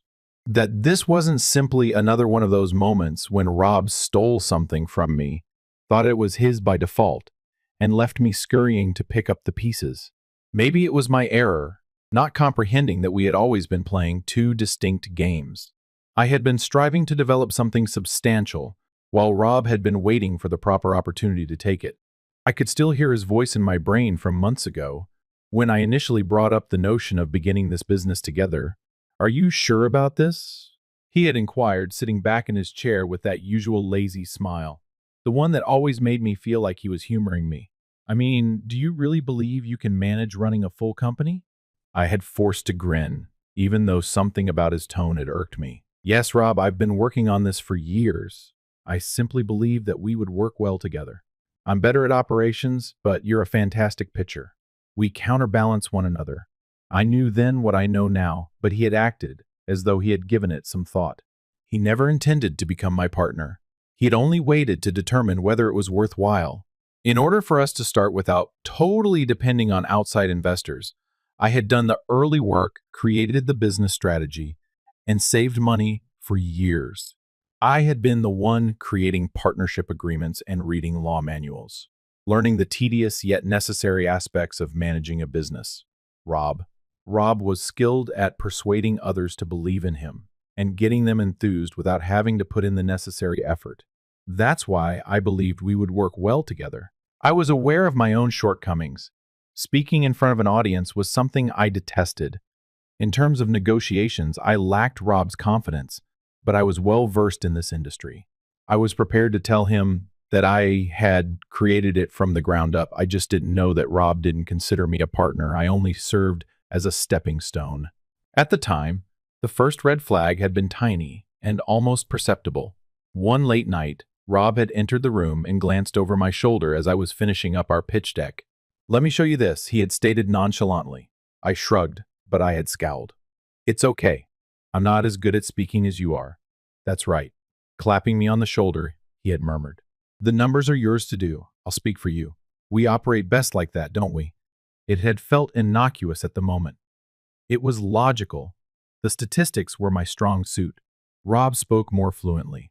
However, I ought to have listened more intently, because Rob took the lead in every interaction we had with investors after that. I wasn't only a supporting character, they hardly acknowledged me. I initially persuaded myself that I was just being too suspicious. Every time he introduced me, he referred to me as his bright sister, who was in charge of all the backstage operations. His explanations were increasingly ambiguous. The introductions grew shorter, and before I knew it, I was completely excluded from team meetings. A few weeks before to the launch, I had already pushed back once. As I watched Rob work on his laptop, I crossed my arms and stated, "I need to be in those investor meetings. As much as you have been working on this, so have I." He hadn't even raised his head. "Investors don't want to deal with both of us, I know. They want simplicity and cleanliness. One face for the business." I had clenched my jaw. Cleaning me out of my own firm is not something I desire. At last, Rob had looked up at me. Then his face was deliberately neutral. "Nat, hurry up. This isn't about ego. I'm the one who can sell it, even though you're skilled at it. That's the nature of business." He had stated it so nonchalantly and firmly that I had told myself I was just overanalyzing it, even though I had felt something unsettling and my stomach was churning. For what reason would Rob betray me? I had disregarded the previous warning signs for the contracts that were never completed. The manner he repeatedly put off filing legal documents by claiming they weren't urgent. The manner he consistently demanded to answer investor calls by himself. I didn't realize the truth until I was there in that conference room looking at my company with my name removed. This was something he had been planning for months. He had been holding out for the ideal opportunity to interrupt me, and he had done it today in front of those investors. My work had been taken by him. Worst of all, nobody appeared shocked. None of the investors appeared astonished, but William and the others were uneasy. For what reason would they? Rob was the first to give them his interpretation. For weeks, if not longer, he had been sowing the seed that I was apprehensive and anxious about running a business that I had withdrawn from. And now that I was standing there, I understood the reality. Long before the launch, he had begun deleting me. I forced my hands to stop trembling as I inhaled deeply, thinking that I was just going to walk away and give him all I had worked so hard to build. He would be rudely awakened. I had worked for this for years. I wasn't going to give up easily to let him take it. With my head held high, I left the meeting room. However, the weight of everything struck me immediately as soon as I went outdoors. In front of his investors, I had just revealed my brother's secrets. I had made everything public, but had it changed anything? I tried to calm myself by taking a deep breath, but my mind was racing. Rob had spent months getting ready for this.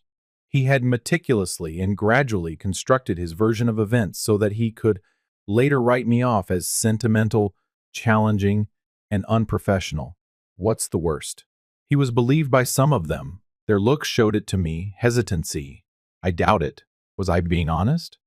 Or was I only a resentful sister who couldn't take losing a business deal? I felt ill to my stomach at the prospect. This business has been founded by myself. I had done the planning, the research, and the actual labor. I now had to battle to establish that I even belonged there because Rob was the first to reach the investors. I refused to allow it to occur. I pulled out my phone and began dialing. William was the first. He was the only investor in whom I had any degree of confidence. Even though he was unaware of it, he had been the one to alert me in the first place. It took him 2 rings before he picked up. "Natalie." His tone was guarded as he said, "You and I must meet." I murmured, ignoring the idle chatter. A pause occurred. Next. I'm not sure if that's a smart idea. It's already a disaster. I tightened my jaw. The truth must then be told to you, the actual truth, because you are supporting a scam if you support Rob. A sigh followed by another silence. Okay. You have 10 minutes, please. I only needed it. An hour later, I ran into him in a coffee shop. I wasn't come to beg, but he seemed just as uneasy as I did. To correct the record, I was present. I launched my laptop and accessed all of my files. Minutes of meetings, notes, and early versions of our pitch deck. I've edited them all. Emails I had started with investors. I showed him the tale, but I didn't just tell him it. And I noticed a glimmer of uncertainty on his face for the first time since this whole nightmare began. Have faith in Rob, not in me. This person doesn't appear to have taken a step back. As he scrolled through my never-ending employment history, he acknowledged, for that reason, I didn't. I spoke aggressively. Rob took it all and acted as like I didn't exist. William put a hand over his chin and sat back in his chair. Natalie, I won't lie to you. It's a mess. Mess is disliked by investors. I am aware. Rob is also a strong advocate. I am also aware of that. He paused, then gave me a close look. Natalie, what do you want? I inhaled deeply. I want my name returned. I want my business to return. After examining me for a while, William nodded. Let me see what I can accomplish. It was something, but not a promise. And I was certain of one thing at that very time. This was not something Rob could get away with. Not now. The days that followed were chaotic. I began contacting all of our early backers as well as investors and business associates. I didn't speak poorly of Rob. I didn't take offense. I simply revealed the truth to them. The flaws in his story began to emerge gradually. Then an unforeseen event occurred. I was contacted by a reporter. They had learnt about it, most likely from an investor who didn't want to be involved in a controversy, and desired my perspective. I was hesitant the first time. I didn't want this to become a public altercation. Then I pictured Rob, grinning like he had won, standing in that conference room, and I came to see that I was no longer only battling for myself. I was standing up for everyone who had ever been excluded from their own achievement. I had thus consented to the interview. 2 days later, the piece was published. Siblings who become competitors or partners in business. The backstory of a startup conflict. Not only was it not biased against Rob, but it was also not biased against me. It explained how Rob and I had founded the business together, how I had been actively involved from the start, how he had purposefully kept me out of meetings and started the business under his name alone, and most importantly, how the legal aspect of things wasn't as safe as Rob had claimed. Uncertainty was the one thing that investors detested more than negative headlines, so that portion really got to him. Suddenly, Rob's business didn't seem as stable as he had said. What came next caught me off guard. For the first time since I had faced Rob in the conference room, he phoned me. In fact, he phoned me when he picked up the phone. I took a moment to look at the screen before responding. Nat, he whispered in a strained voice. We must speak. I remained silent. I allowed him to fill the void. He remarked, This is getting out of control. Investors are in a panic. We must reach a consensus. I breathed out slowly, reclining in my seat. A contract. He spoke quickly and eagerly, as if he were trying to convince me of something, and continued, You can still be a part of this. This is something we can resolve. All you have to do is stop. I genuinely laughed. Give up. What did I say to stop? Rob? Speaking the truth. He gave a quick breath. It's not only about the truth. Perception is key. This is becoming worse for us both because of you. I gave a head shake. No, Rob, your theft of my firm just made things worse. Quiet. Then he whispered at last. I ought to have acted differently. There was no apology. It was the closest thing I would ever get from him, but not really. And nothing changed as a result. I wasn't going to ignore this. Rob had committed one deadly error. He thought I would say nothing. He thought I was going to give him the victory. Now, however, the truth was now on my side, and I intended to ensure that it was seen by everybody. Rob had misjudged me. He believed he could use this appeal to his advantage. I was persuaded by his return to power that opposing him would simply exacerbate the situation. But everything was already seized by him. What was left for me to lose? The issue was, that I had established this company with the long term in mind, carefully constructing the foundation, brick by brick. Rob was anxious for attention and had hurried to launch, eager to establish his worth before he was prepared.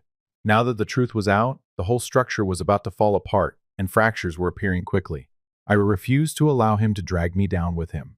One of the big investors sent me an email the morning after his call. Others were beginning to question Rob's account of events, and William had been pulling strings behind the scenes. The message was apparent despite the email's briefness and professionalism. We must speak. I didn't think twice. An hour later, my heart was racing as I got to the investor's office. I had no idea what to anticipate. I might have been brought in to help resolve the situation. Alternatively, they may have been attempting to persuade me to give in. However, Rob was sitting there with his arms crossed, appearing as though he had just been beaten up. As I stepped in, it offered me hope. Daniel, the principal investor, motioned for me to take a seat. He wasted no time. "We have reviewed your paperwork, Natalie." His fingers tapped the desk as he spoke. "You obviously had a big part in the founding of this business. I didn't unwind. Not quite yet." According to Rob, there was a misunderstanding. Daniel looked at him and went on to say that you two disagreed over the company's direction, and he took the initiative when you chose to back off. Rob took advantage of the moment and nodded rapidly. "That's precisely it. I ought to have handled it more skillfully. I ought to have spoken up more. I wasn't attempting to exclude Natalie, though." I held a scarf back. He was still attempting to steer the narrative, still attempting to pretend that this was not blatant stealing, but rather some regrettable misunderstanding.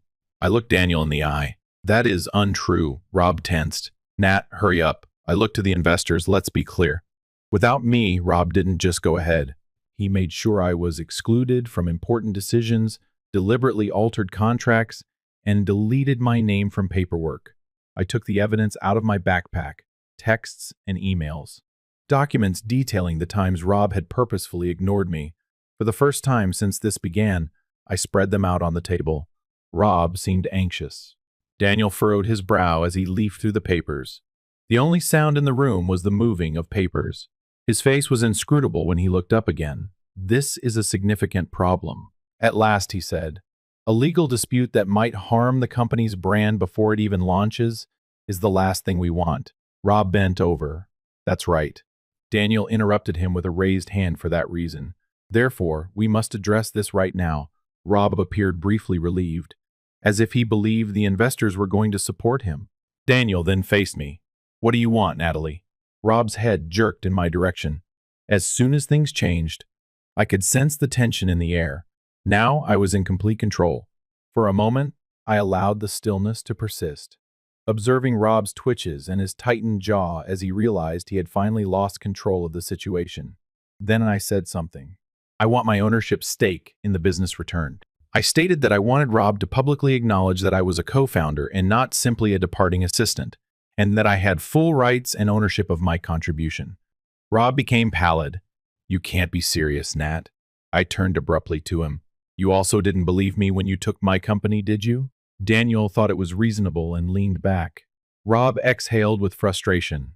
"On the basis of a technicality, you will destroy this business." My fist tightened. "You did it already." Quiet. Daniel looked at the other investors, then gave them a nod. "That's something we can deal with." However, Rob gave him a stern look. "We can't let this happen again. We put money into individuals we can trust. Additionally, your credibility isn't looking well at the moment." That struck like a blow. Rob winced, nearly grinning. For him, it wasn't about the money. It has nothing to do with business. It has to do with his reputation. His reputation was crumbling now. There was nothing more valuable than that. Shortly after that, the conference came to an end, and Rob followed me into the corridor, his expression tense, with hardly disguised annoyance. "This couldn't be ignored, could it?" He gave a hiss. I tilted my head gently in his direction. "If I had done something to you, would you have forgiven me?" We both knew the truth, so he didn't respond. I exhaled deeply while gazing at him. I had been protecting this brother for years. Even though I shouldn't have, I trusted the brother. However, this time, I wasn't going to let him change the conclusion this time. "You ought to be thankful." Finally, I said, "I would have ruined you if I had truly wanted to." For the first time, Rob swallowed hard. There was no comeback for him. Feeling lighter than I have in months, I turned and left. I was taking back not just my company, but also myself. Story 4. My first indication that something was seriously off should have been the text message I received from my bank. I saw some unusual activity on your account, but I was too preoccupied with client meetings and spreadsheets at work to give it more than a quick look. That message signaled the end of my previous existence and the beginning of something I never believed I could do. My name is Gemma. Hello. Are you all right? Tiffany peeked into my desk during work. You appear to have seen a ghost. With trembling palms, I gazed at my phone. My account. It's deserted. All of my money, emergency fund, and savings. Everything. What? How can that be? With a worried expression on her face, Tiffany drew up a chair. Mom, I muttered, as the understanding struck me like a kick to the stomach. Somehow, she must have gained access. We started a joint account while I was a college student. I didn't ever shut it. Give her a call. Tiffany squeezed my shoulder and encouraged. Yes, I did. The call repeatedly went directly to voicemail. I grabbed my handbag and said, I have to go home. There's a problem. When I pulled into our family's driveway, the journey home was a haze. I saw that Mom's automobile was missing. At first glance, everything inside appeared normal, even though the front door was shut. Then I noticed her flowing calligraphy on the paper on the kitchen counter. Gemma, my dearest. I'll be abroad by the time you read this. I apologize, but I wanted a new beginning. You'll comprehend eventually. Mom, love. I clenched my fist around the note. My eyes are burning with tears. You get it? You get it? I yelled at the deserted home. It buzzed on my phone. Unknown figure. Hi there. Is Gemma Myers here? The voice of a guy inquired. Indeed. Who is this? Anderson Felix, your grandma? Talia's lawyer. I have been attempting to contact you. I regret to notify you that last week your grandma died away. The room whirled. I learned to be strong from Grandma Talia, the only person who ever defied my mother. Lost. We need to talk about some critical issues pertaining to her estate. Felix went on. Is it possible for you to visit my workplace tomorrow? Yes, I am capable of doing that. I hugged my knees to my chest and sunk to the kitchen floor after hanging up. I was shadowed. Crouching next to me, Gideon remarked, I came as soon as I could. My pal from high school was always there for me. You may need backup, Tiffany warned over the phone. She handled things well. All of my money. My voice broke. Grandma Talia has already left as well. His shoulders touched mine as we sat side by side. Do you recall how your mother persuaded you to join her business instead of attending college? And it was Talia who took over. I wiped my tears and nodded. She covered the cost of my first semester. Advised me to keep my dreams intact. Jim, your mother has been playing these games with you all your life. Guilt trips, deception, and unpaid loans are all examples. I muttered that I believed she had changed. Lately, she seemed different, more steady. At last, we were developing a genuine friendship. Once more, my phone buzzed. Devin texted me at work. Hello. Your mom just sent the office an email informing them that you would be taking a leave of absence due to a family emergency. Is everything all right? God, oh God. I presented the message to Gideon. She's trying to hide, ensuring that nobody inquires as to why I could be absent for a few days. This was her strategy. Gideon spoke in a harsh tone. Everything. Re-establishing contact with you. Gaining your confidence. Only want her to purify me. The feeling of numbness was subsiding. Darker things took their place, something that rather alarmed me. What are you contemplating? Gideon inquired, examining my face. I straightened my shoulders and got to my feet. What Grandma Talia used to say constantly comes to mind. Allowing karma to take its course is sometimes the finest form of retaliation. But what do you know? Perhaps karma needs a little assistance from time to time. Gem, no. Pay attention. I have an appointment with Grandma's attorney tomorrow. In any case, in her will, she abandoned me.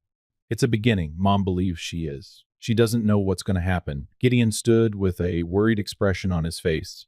Just use caution. People are changed by revenge. I've already changed. I remarked, surveying the home that was filled with so many memories of deceit and deception. Perhaps that was just what I needed. My phone gave me one last buzz. Another warning from the bank.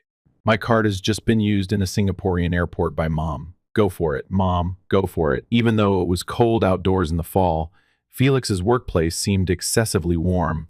As I watched him go through a pile of papers, I shifted about on the leather chair. He adjusted his spectacles and continued, "Before we start, I would want to offer my sympathies." For me, Talia was more than simply a customer.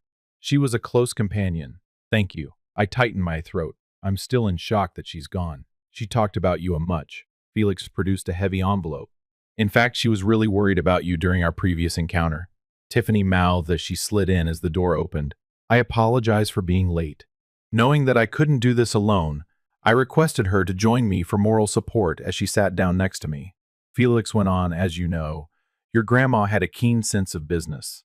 She created a series of boutique hotels that are currently worth about $12 million. I jerked my head up, $12 million. And that only includes the hotels. He moved a piece of paper across the desk. Her investment portfolio, personal estate, and other items are also included. Felix was outlining the specifics when Tiffany took my hand beneath the desk. My brain was spinning with the figures. Gemma, she left everything to you. Each coin, each property, each asset. However, what about Mom? Before I could stop them, the words came out. Felix's face grew stern. Elizabeth's absence from the will was made clear by Talia. One paraphrase her when she says, "My daughter has taken enough." A little hysterical laughter sprang in my throat. When Mom learns, she will go crazy. Felix remarked softly. She already knows. Threatening to challenge the will from Singapore, she has been phoning my office every day. I whispered. How practical. Something else is involved. Felix opened a drawer on his desk. This was left for you by Talia, stated that I ought to offer it to you in private.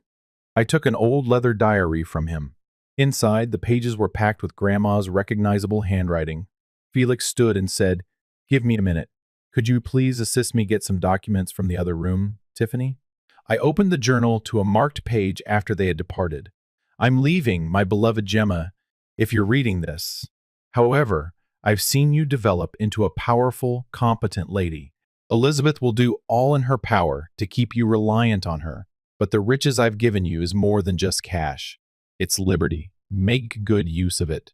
And keep in mind, allowing a snake to believe it is winning until it is unable to break free from the trap it has made for itself is sometimes the best way to deal with it. Grandma Talia, I love you very much.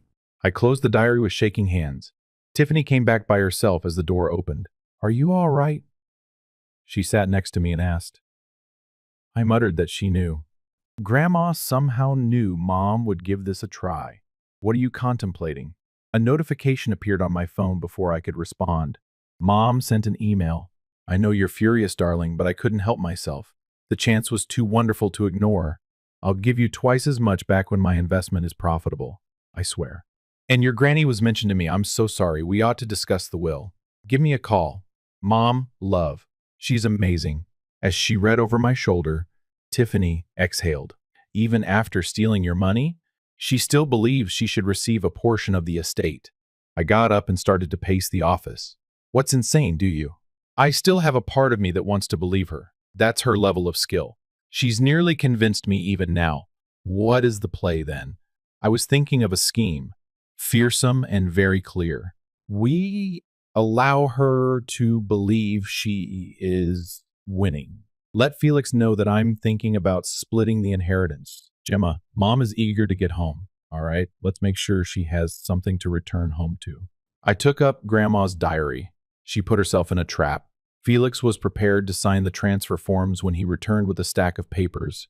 I sat down and said, actually, I have some inquiries concerning property management, particularly around giving someone the impression that they have access to resources that they do not truly own. Felix's eyebrow went up. This must be related to Elizabeth, I suppose. Let's say that when it comes to dealing with snakes, I'm following my grandmother's instructions. Something changed inside of me as I signed paper after document. The deceived and heartbroken daughter was disappearing, replaced by a more powerful individual, someone who had studied long-term strategy from the greatest. As we were done, Felix remarked, one more thing. Instructions about the main house's master suite were left by your grandma. Claimed that when the time came, you would know what to do with it. I grinned as I thought of the room that Mom had always wanted but that Grandma had never given her. Yes, I am well aware of what I should do. Right up until she doesn't, Mom will adore it. Will you allow her to remain in the master suite? Tiffany's coffee almost suffocated her. I had not yet unloaded the boxes that surrounding us as we sat in my new office at the hotel's headquarters. Your bank account was just wiped out by the same woman. That's precisely why it's ideal. I opened my laptop's security camera video and saw the opulent chamber. Grandma had planted cameras all throughout the place, cunning after Mom's last jewelry loan attempt. Tiffany smiled. I enjoy it. We were stopped by a knock on the door. Gideon entered with a pile of documents. He placed them on my desk and remarked, "Your mother has been busy." At the bank, I asked my buddy to get her transaction history. My jaw tightened as I turned the pages of the documents. First-class tickets, upscale lodging, and shopping excursions. She is consuming my savings as if it were insignificant. Gideon pointed to a highlighted entry and said, "There's more. Here in town, she has started calling real estate brokers. She intends to return sooner rather than later." I turned my laptop around and showed them a recent email I had received. I've had time to reflect on my behavior, and I've come to the realization that I made a lot of horrible mistakes, dearest Gemma. Next week, I'll be returning home.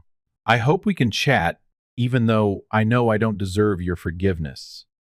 I've heard that you inherited Talia's property. Maybe we can talk about it at dinner. Mom, love, whoa, said Tiffany. She is not even making an effort to conceal her intentions. Excellent. I pulled out my calendar. It's time to get the scene ready. Can you do something for me, Gideon? He arched an eyebrow. It depends. Is it lawful? For the most part. I grinned. Next week, I need you to come get Mom from the airport. Give the impression that I'm too preoccupied with the hotels to attend in person. Bring her to the house after that. Tiffany realized, where everything will be prepared just as she anticipates. A wealthy daughter who is prepared to be duped once more. That's right. Grandma's journal came out. However, we must first make some adjustments to the master suite. We turn the space into an ideal trap throughout the course of the following week. Each expensive item was photographed and cataloged. There was a concealed camera in each drawer. All the safes were set up to record when they were opened. The tracking program is set up, declaring. Devin shut down his laptop. I swore him to secrecy and brought him in for his knowledge. You will be notified of any emails she sends or gets from the house network. You're quite skilled at this. Gideon watched as I set up ostentatious-looking costume jewelry in the suite. Secure. I claimed to have learned from the finest. I reflected on all the occasions I had witnessed my mother deceive others. I learned everything I know about deceit from her. It's time to prove to her that I've been an excellent student. It buzzed on my phone. Felix texted. Elizabeth's attorney phoned. She's pulling out of the will challenge. She is, of course. Reading over my shoulder, Tiffany remarked. When she believes she can have the entire cake, we battle over crumbs. Gideon drew me aside as we were wrapping up the preparations that night. Are you certain about this? You still have time to change your mind. I surveyed the space that would eventually become Mom's opulent prison. What did she say when I started college, do you know? You might be assisting me with my business instead of wasting time studying. She persuaded me to pay her for my tuition, unless Grandma had intervened. I recall, he responded quietly. That year, you were a complete disaster. She has never had to deal with the fallout. Excellent. Not authentic ones. She simply goes on to the next victim, her next plan. Not now. A flight confirmation rang on my phone. Tomorrow morning, Mom would land. I said, places, everyone. It's time to add the finishing touches. We labored through the night to finalize the specifics. Designer clothing in a closet that is equipped with security sensors. A package of jewels that would challenge her self-control. Bank statements that displayed accounts she would never be allowed to access were inadvertently placed on the desk. K. I put Grandma's antique silver mirror on the vanity and added, one last thing. Mom has wanted it all her life. Made 2 attempts to take it. It would make the ideal bait now. Tiffany gave me a hard embrace as everyone laughed. She will attempt to flip this around on you, don't you think? Make you feel bad? I'm hoping for it. I locked the door to the suite. I'm confident the strategy will succeed because of this. Up until she does the kill, Mom can't help but play the victim. Leave my flat alone with her. I took one final look at the security feeds. Everything was flawless. Every little thing was planned to play on Mom's manipulation and greed. Go for it, Mom. To the empty room, I muttered. We'll see how you feel about being the one that performed. I saw Gideon's vehicle pull into the driveway on the security feed. Mom appeared just as I recalled when she went outside. An expression of studied regret, well-groomed hair, and designer sunglasses. I said showtime and went downstairs to greet her. The front door opened. Gemma, sweetheart. Mom hurried over, arms extended. She had the scent of phony promises and pricey perfume. I kept my arms at my sides and let her embrace me. Welcome back, Mom. I've missed you terribly, my love. She withdrew, her eyes sparkling. I realized that what I did was unacceptable, but I was in a terrible situation. Please allow me to clarify. Not right now.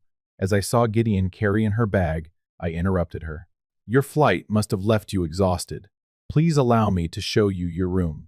As we ascended the steps, her eyes brightened. The main bedroom. But Talia always had that. I now own it. I want you to have it, I replied, opening the door. With her mask on, Mom entered the lavish space and paused to admire the antique furniture, silk curtains, and the shining vanity with Grandma's silver mirror. It's ideal, she exhaled. She traces the mahogany dresser with her fingers. Simply ideal. There's more. I unlocked the walk-in wardrobe. I brought in some clothes for you. Additionally, there is jewelry in the safe that you may check out for special events. She glanced at the safe and then back at me. Darling, you're too giving. After all of my actions, family is family. The words tasted unpleasant as I spoke. In addition, Grandma would have preferred that we make amends about the bequest. Mom took a seat on the soft bed. I interjected, let's talk about it over dinner, even though I know I have no right to ask. I'll be back around 7, but I have a meeting now. You own the house. Come on in. She grabbed my hand as I turned to go. Hold on, Gemma. Regarding the money, I really apologize. Almost anything. I'll put things right. I swear.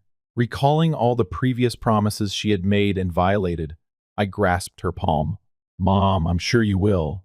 You will, I'm sure, downstairs. Gideon stood beside his vehicle. She bought it wholeheartedly. I opened the security app on my phone after taking it out. Mom was already looking around the room, at everything. She's checking the combination on the safe, you see. Delicate. He gave a snort. Do you want me to stay? No. Go, but don't turn off your phone. Tonight is the start of phase 2. I'm back at work. Devin and Tiffany were keeping an eye on the streams. Devin said she's gone in and out of that safe 6 times. On the laptop we left in the room, she has already attempted to access your email. Are there any calls? I sat down behind my desk and inquired. 3. Tiffany told her former real estate agent everything. It appears that she intends to remain. Excellent. I displayed the fictitious bank statements that we had created. It's time to give her a serious thought. Forward them to her room's printer. We observed the printer in action. Her life's work. Mom almost leaped for the papers. As she read the data, her eyes widened. Tiffany whispered, God, she's not even trying to hide her greed. She believes she is not required to. I'm still that gullible girl who gave over her college fund, I murmured in her head. It buzzed on my phone. Mom texted me. Could we shift supper sooner, darling? I want to talk about so many things. Let's get started. I said, displaying the message to them. Is everyone prepared for the second phase? Devin pulled up the monitoring program and smiled. The cameras are rolling. The audio is absolutely clear. It's your turn, boss. I responded to the SMS. Naturally. Mom. At the home, it is 530. I'll get takeout. She responded right away. Excellent. And I appreciate you giving me another opportunity, sweetie. You won't be sorry. Yes, but you will. As I saw her strutting in front of Grandma's mirror, I muttered, Of course you will. Gemma. Gideon spoke quietly. You have time to put an end to this. Grandma's falsehoods in her journal and years of manipulation left me with an empty bank account. Give it the impression that it is winning. I straightened my shoulders and responded, No. She must acquire knowledge. The people we have harmed the most can sometimes teach us the most difficult lessons. Unaware that every gesture, word, and plan was being captured on camera, Mom was already planning her next move on the screen. She had stepped straight into the planned trap. It would be interesting to have dinner. With Mom sat across from me, nibbling at her pad thai. The dining room seemed smaller. She had gone to the wardrobe and changed into one of the fancy clothes, a silk blouse that most likely cost more than the average person's rent each month. The hotels are doing so well, she replied nonchalantly, directing the discussion in the direction she desired. Talia had a knack for business no matter what. Like a daughter, like a mother, I guess. Similar to a granny, similar to a granddaughter. I made the correction while briefly seeing her tense expression. Of course, sweetheart, I did get a lot of knowledge about hotel management when I was overseas. If you ever want assistance, it buzzed on my phone. Devin texted. She has been searching the internet for information on transferring property titles between relatives. Well, I said, putting my fork down, I need your assistance with something. I have a lot on my plate, and the Richardson account requires care. Mom's eyes glowed. The Richardson story. One of our most important customers. I have the documents in my study. Do you want to look? She almost leaped out of her seat. Take the lead, sweetheart, in the research. On my laptop, I displayed fictitious financial documents. Mom's perfume nearly choked me as she leaned over my shoulder. Look at these numbers? I gestured toward exaggerated figures. They want to make their collaboration bigger. Interesting. She inhaled while mentally calculating percentages. With my experience, you know. She was interrupted by a crash coming from upstairs. Both of us raised our eyes. It's probably just the wind, I said while trying not to smile. Gideon. Right on time, Mom said quickly. I should check my window. I believe I did not close it. Naturally, go slowly. I opened my phone's security feed as soon as she walked out. Mom hurried into the master bedroom and headed straight for the silver mirror that belonged to Grandma. She touched the frame with her hands, locating the concealed compartment that we had planted. I got you. As she produced the fictitious documents we had hidden there, I muttered. Massive upcoming deals are displayed in confidential hotel contracts. Once more, my phone buzzed. Tiffany, this time, your mother just tried to email photos of the contracts to someone caught in our filter. Excellent. Mom returned, looking flushed but triumphant. Everything's fine upstairs. Now, about the Richardson account. Actually, I'm feeling tired. I faked a yawn. Rain check. Naturally. Darling, you work too hard. She kissed my cheek. I think I'll make some calls. Catch up with old friends. Old friends like Marcus? I asked innocently, naming her former partner in crime. She froze for a microsecond. I haven't spoken to Marcus in years. Funny, because he phoned the office today. Something regarding a business offer. Mom's mask dropped slightly. Did he? Well, I'm sure it's nothing major. Later that night in my apartment, I viewed the security cams with Gideon.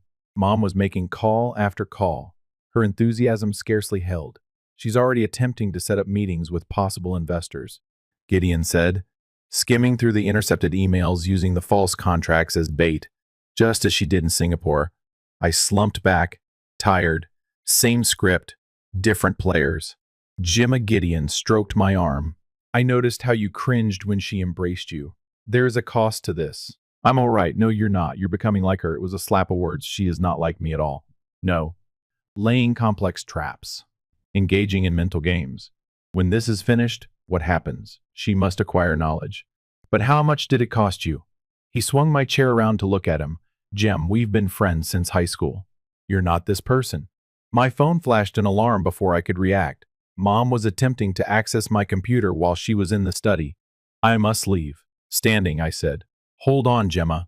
My hand was grabbed by Gideon. Just keep in mind who you are. Don't let retaliation alter that. On the drive to the home, his remarks followed me down to my car even after I pulled away. Grandma's notebook, karma, and repercussions were on my mind. When I got there, Mom was back in her room, looking quite innocent. The security logs, however, provided a different account. Attempted computer access, strange phone calls, and picture documents. Is everything all right? As I walked by her door, she yelled. Perfect, I said, envisioning the trap closing in on her. One step at a time. Everything is flawless. Later, however, as I lay in bed, Gideon's remarks continued to replay in my mind. You're not this person. Perhaps not. However, perhaps this was just the person I needed to be in order to escape her manipulative web. Phase 3 would begin tomorrow, at which point we would determine who had gained the most insight into deceit. Devin said that she will be meeting with investors today. 3 of them from the Blue Lotus restaurant burst into my workplace. I looked at my timepiece. Exactly on time. Is everything ready? Tiffany has the concealed camera already. And you know who else was there? He slipped his phone over my desk and displayed the restaurant's entry security footage. Marcus, your old pal. The sight of Mom's ex-partner, the man who had previously assisted her with so many people, made my stomach knot. She's doing a great job reassembling the band. Do you want me to cancel? Devin inquired. This is becoming serious. No. I grabbed my coat and got up. This is just what we require. Forward the live stream to me. When I got there, the Blue Lotus was full, but I saw Mom right away at a corner table, holding court with 4 elegantly attired individuals. Marcus was sitting next to her, and he looked just as shady as I recalled. One table, the hostess inquired. I'm actually going to meet someone. Tiffany was sitting at the bar, sipping a martini, so I went over there. She held up her phone to record the encounter. You won't believe what these individuals are being promised. As I slid into the stool next to her, she muttered, 3-star rates for 5-star hotels. 30% returns are assured, similar to Singapore.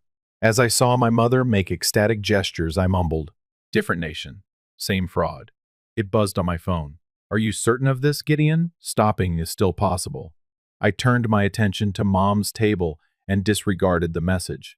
Already, one of the investors had taken out his checkbook. Right now, I told Tiffany. Across the restaurant, she hit a button on her phone. The phone rang for Mom. She moved away from the table and excused herself. Hi there, she replied. Tiffany did a perfect job of hiding her voice. Mrs. Myers. Sandra from the fraud department of First National Bank is here. We're phoning because of some questionable transactions. As Tiffany told me about investigations and frozen accounts, I saw Mom's face go white. Her hands were shaking by the time she hung up. I stood up and whispered, Showtime. Gemma. When Mom saw me coming, she raised the pitch of her voice. How unexpected. Just now, I was out to lunch with some old friends. Marcus and other old friends. I gave a chilly smile. The same Marcus who assisted you in 3 states' worth of investment scams. The investors at the table paused their conversation and exchanged glances. Sweetheart, you don't understand, Mom chuckled uneasily. We were just talking about some possible business ventures, similar to the fictitious contracts you took from my research. I took out my phone and displayed the surveillance footage of her taking pictures of papers, or even the fake signatures you have been honing. Marcus hurried to his feet. I yelled, I should go sit down. You will also want to hear this. Other customers were watching the drama play out at the quiet restaurant. Mom's flawless facade was crumbling. These folks have a right to know who they're actually interacting with. With a carrying voice, I went on. Shall the first share Singapore with them? About how you cleared out your own daughter's bank account only last week? Or about the millions you stole? I wasn't going to repay it that way, Mom stumbled. As if you reimbursed the other families? The lives you damaged were destroyed by you. An investor got up and gathered his documents. We're probably done here. Hold on. Mom took hold of his arm. I can describe anything. However, they were already on their way, murmuring that they would phone their attorneys. Marcus attempted to get away, but Tiffany stopped him. She remarked politely, The police would love to talk to you two. They are directly outdoors. Mom's neatly crafted world fell apart as she fell into her chair. Why? She muttered. Why would you harm me in this way? Why? I bent down so she could see the years of hurt and betrayal in my eyes.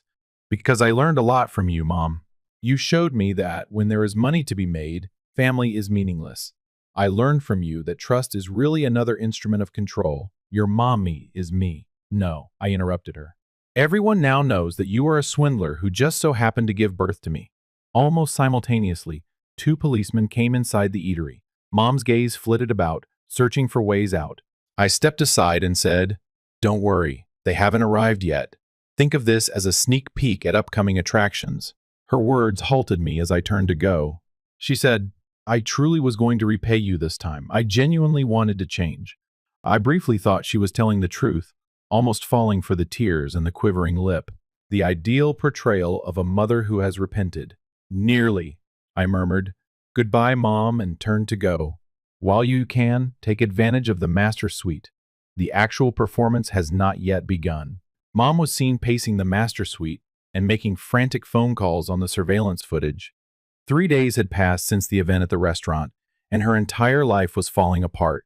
A police report was made by another investor, Tiffany said as she entered my office. "For and Marcus, then." Singing like a canary, I questioned, keeping my eyes fixed on the screen. As it happens, he documented everything, even Singapore. Mom's 20th call attempt of the day lighted up my phone. I responded this time. "Please, Gemma." Her voice began to break. "We must speak. Come spend an hour at my office." I texted Gideon after hanging up. Mom came precisely on schedule, dressed in the same high-end ensemble from her first day back. It was rumpled now, as though she had slept in it. "Take a seat." I pointed to the chair on the other side of my desk. "I know you're upset, darling." "Furious?" I took out a folder and laughed. "Let's discuss anger. This is a statement from a family of 5 that lost everything in Singapore. When the father found out what you had done, he suffered a heart attack." She winced. "I had no idea." "Or what about this?" I took out another piece of paper. "This old Miami couple had to sell their house." Or the Chicago single mother who lost her kids' college savings. "Give up," she muttered. "Why? Did you not want this? To talk about your best hits?" I laid down the papers on the desk. "Not to mention your most recent masterwork, robbing your own daughter." I had to be desperate. The investment opportunity turned out to be fraudulent. Like everything else in your life, I came to an end. She got up and paced. "Gemma, what do you want from me? An expression of regret? All right. I apologize. I apologize for all of this." "No. You apologize for being caught." When I hit a button on my phone, security footage from the master suite appeared on the office TV. Apologies. Every phone conversation, meeting, and effort to set up fresh scams was captured on tape. Mom's face turned pale. I've been under your observation, gaining knowledge from the greatest." I grinned. "You always wanted me to follow in your footsteps, didn't you?" "Copies of everything, including testimonies from previous victims, Marcus's records, and proof of your most recent scam attempts, are already in the hands of the authorities." She sank back onto the seat. "Why? Your mommy is me." "That's right. You were meant to keep me safe. Instead, nurture me. I learned from you that love is really another instrument of control." I got up and moved around the desk. "But I learned something from my grandmother. The second is about repercussions and karma. How will you respond?" I gave her an envelope that contained a one-way ticket to a Montana tiny town. Additionally, there is enough cash for a small apartment's rent for 6 months. Montana. She had a terrified expression. "However, my life is here. The days of being a jerk are past. Accept the ticket. Go away. Make a new start or not. I'll also give the media access to everything. You have an option. You wouldn't." I showed her the draft email to all of the major news outlets after taking out my phone. "Give me a try." Her face was streaming with tears. This time, real ones, not the planned fall. Usually she would deploy. "In my own way, I truly loved you. I am aware. I'm giving you more of an opportunity to leave than you provided your other victims because of this." Gideon entered the office through the open door. "Are the cars ready?" "Look between us, Mom," holding onto the envelope. "When?" "Right now. You will be driven to the airport by Gideon." She got up unsteadily and grabbed her high-end handbag. "That and everything else from the master suite stays," I added. "Either you start over or you don't." I just had a glimpse of the real her, the terrified person hiding behind her self-assured exterior. She took a stride toward me and raised her arms to embrace me, but I took a step back. "Mom, goodbye." Tears still streaming down her face, she gave one nod and went out with Gideon. When they were gone, Tiffany entered with 2 wine glasses. "Are you all right?" As I took a glass, I watched Gideon's vehicle move away through the window. Have I simply turned into her, making use of her own deception? "No," Tiffany firmly stated. "You offered her a fresh start. She never gave anyone more than that." Gideon texted me, and my phone buzzed. "She's in the vehicle." I'm still weeping. Actual tears. "Really, it's over," I said. "Not exactly." Taking out Grandma's diary, Tiffany said, "One more page is left for you to read." I turned it to the page that was indicated. Get a final glimpse of Grandma's recognizable handwriting. "Don't forget, sweetheart. Forgiveness is a permanent liberation. but retribution may provide temporary satisfaction. You have an option. I put the diary away, considering karma, repercussions, and mom's tears. About the fine line that separates retribution from justice. I made the decision. What would I pick, though? Through the window, the tiny Montana bistro seemed just like it had in the security pictures.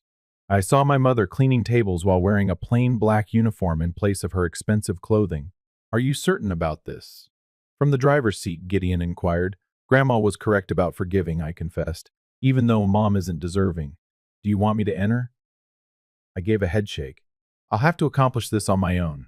As I walked in, the bell sounded. Mom was restocking sugar packets with her back to me. Without looking back, she stated, "We're closing in 10 minutes. Hi, Mother." She turned slowly after freezing. The well-executed charisma and flawless cosmetics were gone. She had a genuine appearance. Gemma, her voice broke. How did you come across you? You were never lost to me. At the counter, I took a seat. Please. Coffee. Dark. As she poured the cup, her hands trembled. Do you want to see whether I'm doing fraud once more? No. The private investigator's weekly reports accomplish that. I sipped. This is the reason I'm here. I slid an envelope across the counter after taking it out. Dozens of letters, all addressed to me, were found within. They all came back unopened. You got them, she said in a whisper. Every 23. Until yesterday, I just couldn't read them. Mom held on to the counter. I also think you're sincere about trying to change. About apologizing. I took out a second envelope. I thus brought you something. Carefully, she opened it. She gasped upon seeing what was inside. Grandma, a silver mirror, this time the genuine one. It's not the master suite duplicate. Why? For mending must begin somewhere. I looked her in the eyes. However, there are restrictions. She took a heavy seat. Naturally, you remain here first. Continue to work and to live a moral life. I took a folder out. Second, you assist me in resolving your victims' issues. The Singaporean family comes first. How? I've used the hotel's earnings to create a reparation fund. 20% of your pay will be your contribution. It's a start, but it won't solve everything. Her eyes filled with tears. Real ones, like that day in the workplace. What about us? The third requirement is that I inhaled deeply. Total truthfulness. Not another cons. No more deceit. Just the facts, despite the pain. Particularly at that time, she lightly touched the mirror. Have I ever explained to you why I began running? Drawbacks? No, your dad. She hesitated. He left us with nothing. I had a kid when I was 22, a bank account that is empty. I made a self-promise that I would never again feel so powerless. So instead, you made people feel powerless. She winced. Indeed. I also somehow lost sight of the distinction between harming people and defending myself. You included. The lights in the cafe flickered. It's time to close. Standing, I said, I have to go, but I'll be back next month. We can discuss over coffee if you want to see how I'm doing. Give it a shot. She almost reached for me as she walked around the counter. I'm not worthy of another opportunity. No, I concurred. However, I merit the opportunity to recover, and perhaps this is the beginning. I approached the door and then turned around. And Mom, too. Cheers to your birthday. She reached for her mouth. You recalled. I recall every detail, both the positive and negative. That is the reason they are so crucial and difficult. Gideon was waiting outside. How did it go? I glanced across the window. Mom was sobbing softly while holding Grandma's mirror. I said, she's different. Very distinct. Individuals are subject to change. Softly, he said. If their desire is strong enough. It buzzed on my phone. Tiffany texted. Did you give the mirror to her? Indeed. I returned the type. And perhaps something more significant. An opportunity. I reflected on Grandma's final comments in her notebook as we drove away about repercussions and karma. Yes, but choice is also important. About making the decision to end cycles rather than continue them. Gideon replied, as we entered the freeway, Mom being sent into exile is something your grandma would be proud of offering her a way to turn her life around. She gave herself more than that. I felt the one letter I had saved in my pocket, Mom's most recent, which details her first honest salary, her little flat. She tries to make things right, Perhaps destroying someone wasn't the goal of retaliation. Perhaps it was about making them confront themselves at times, to alter, to develop.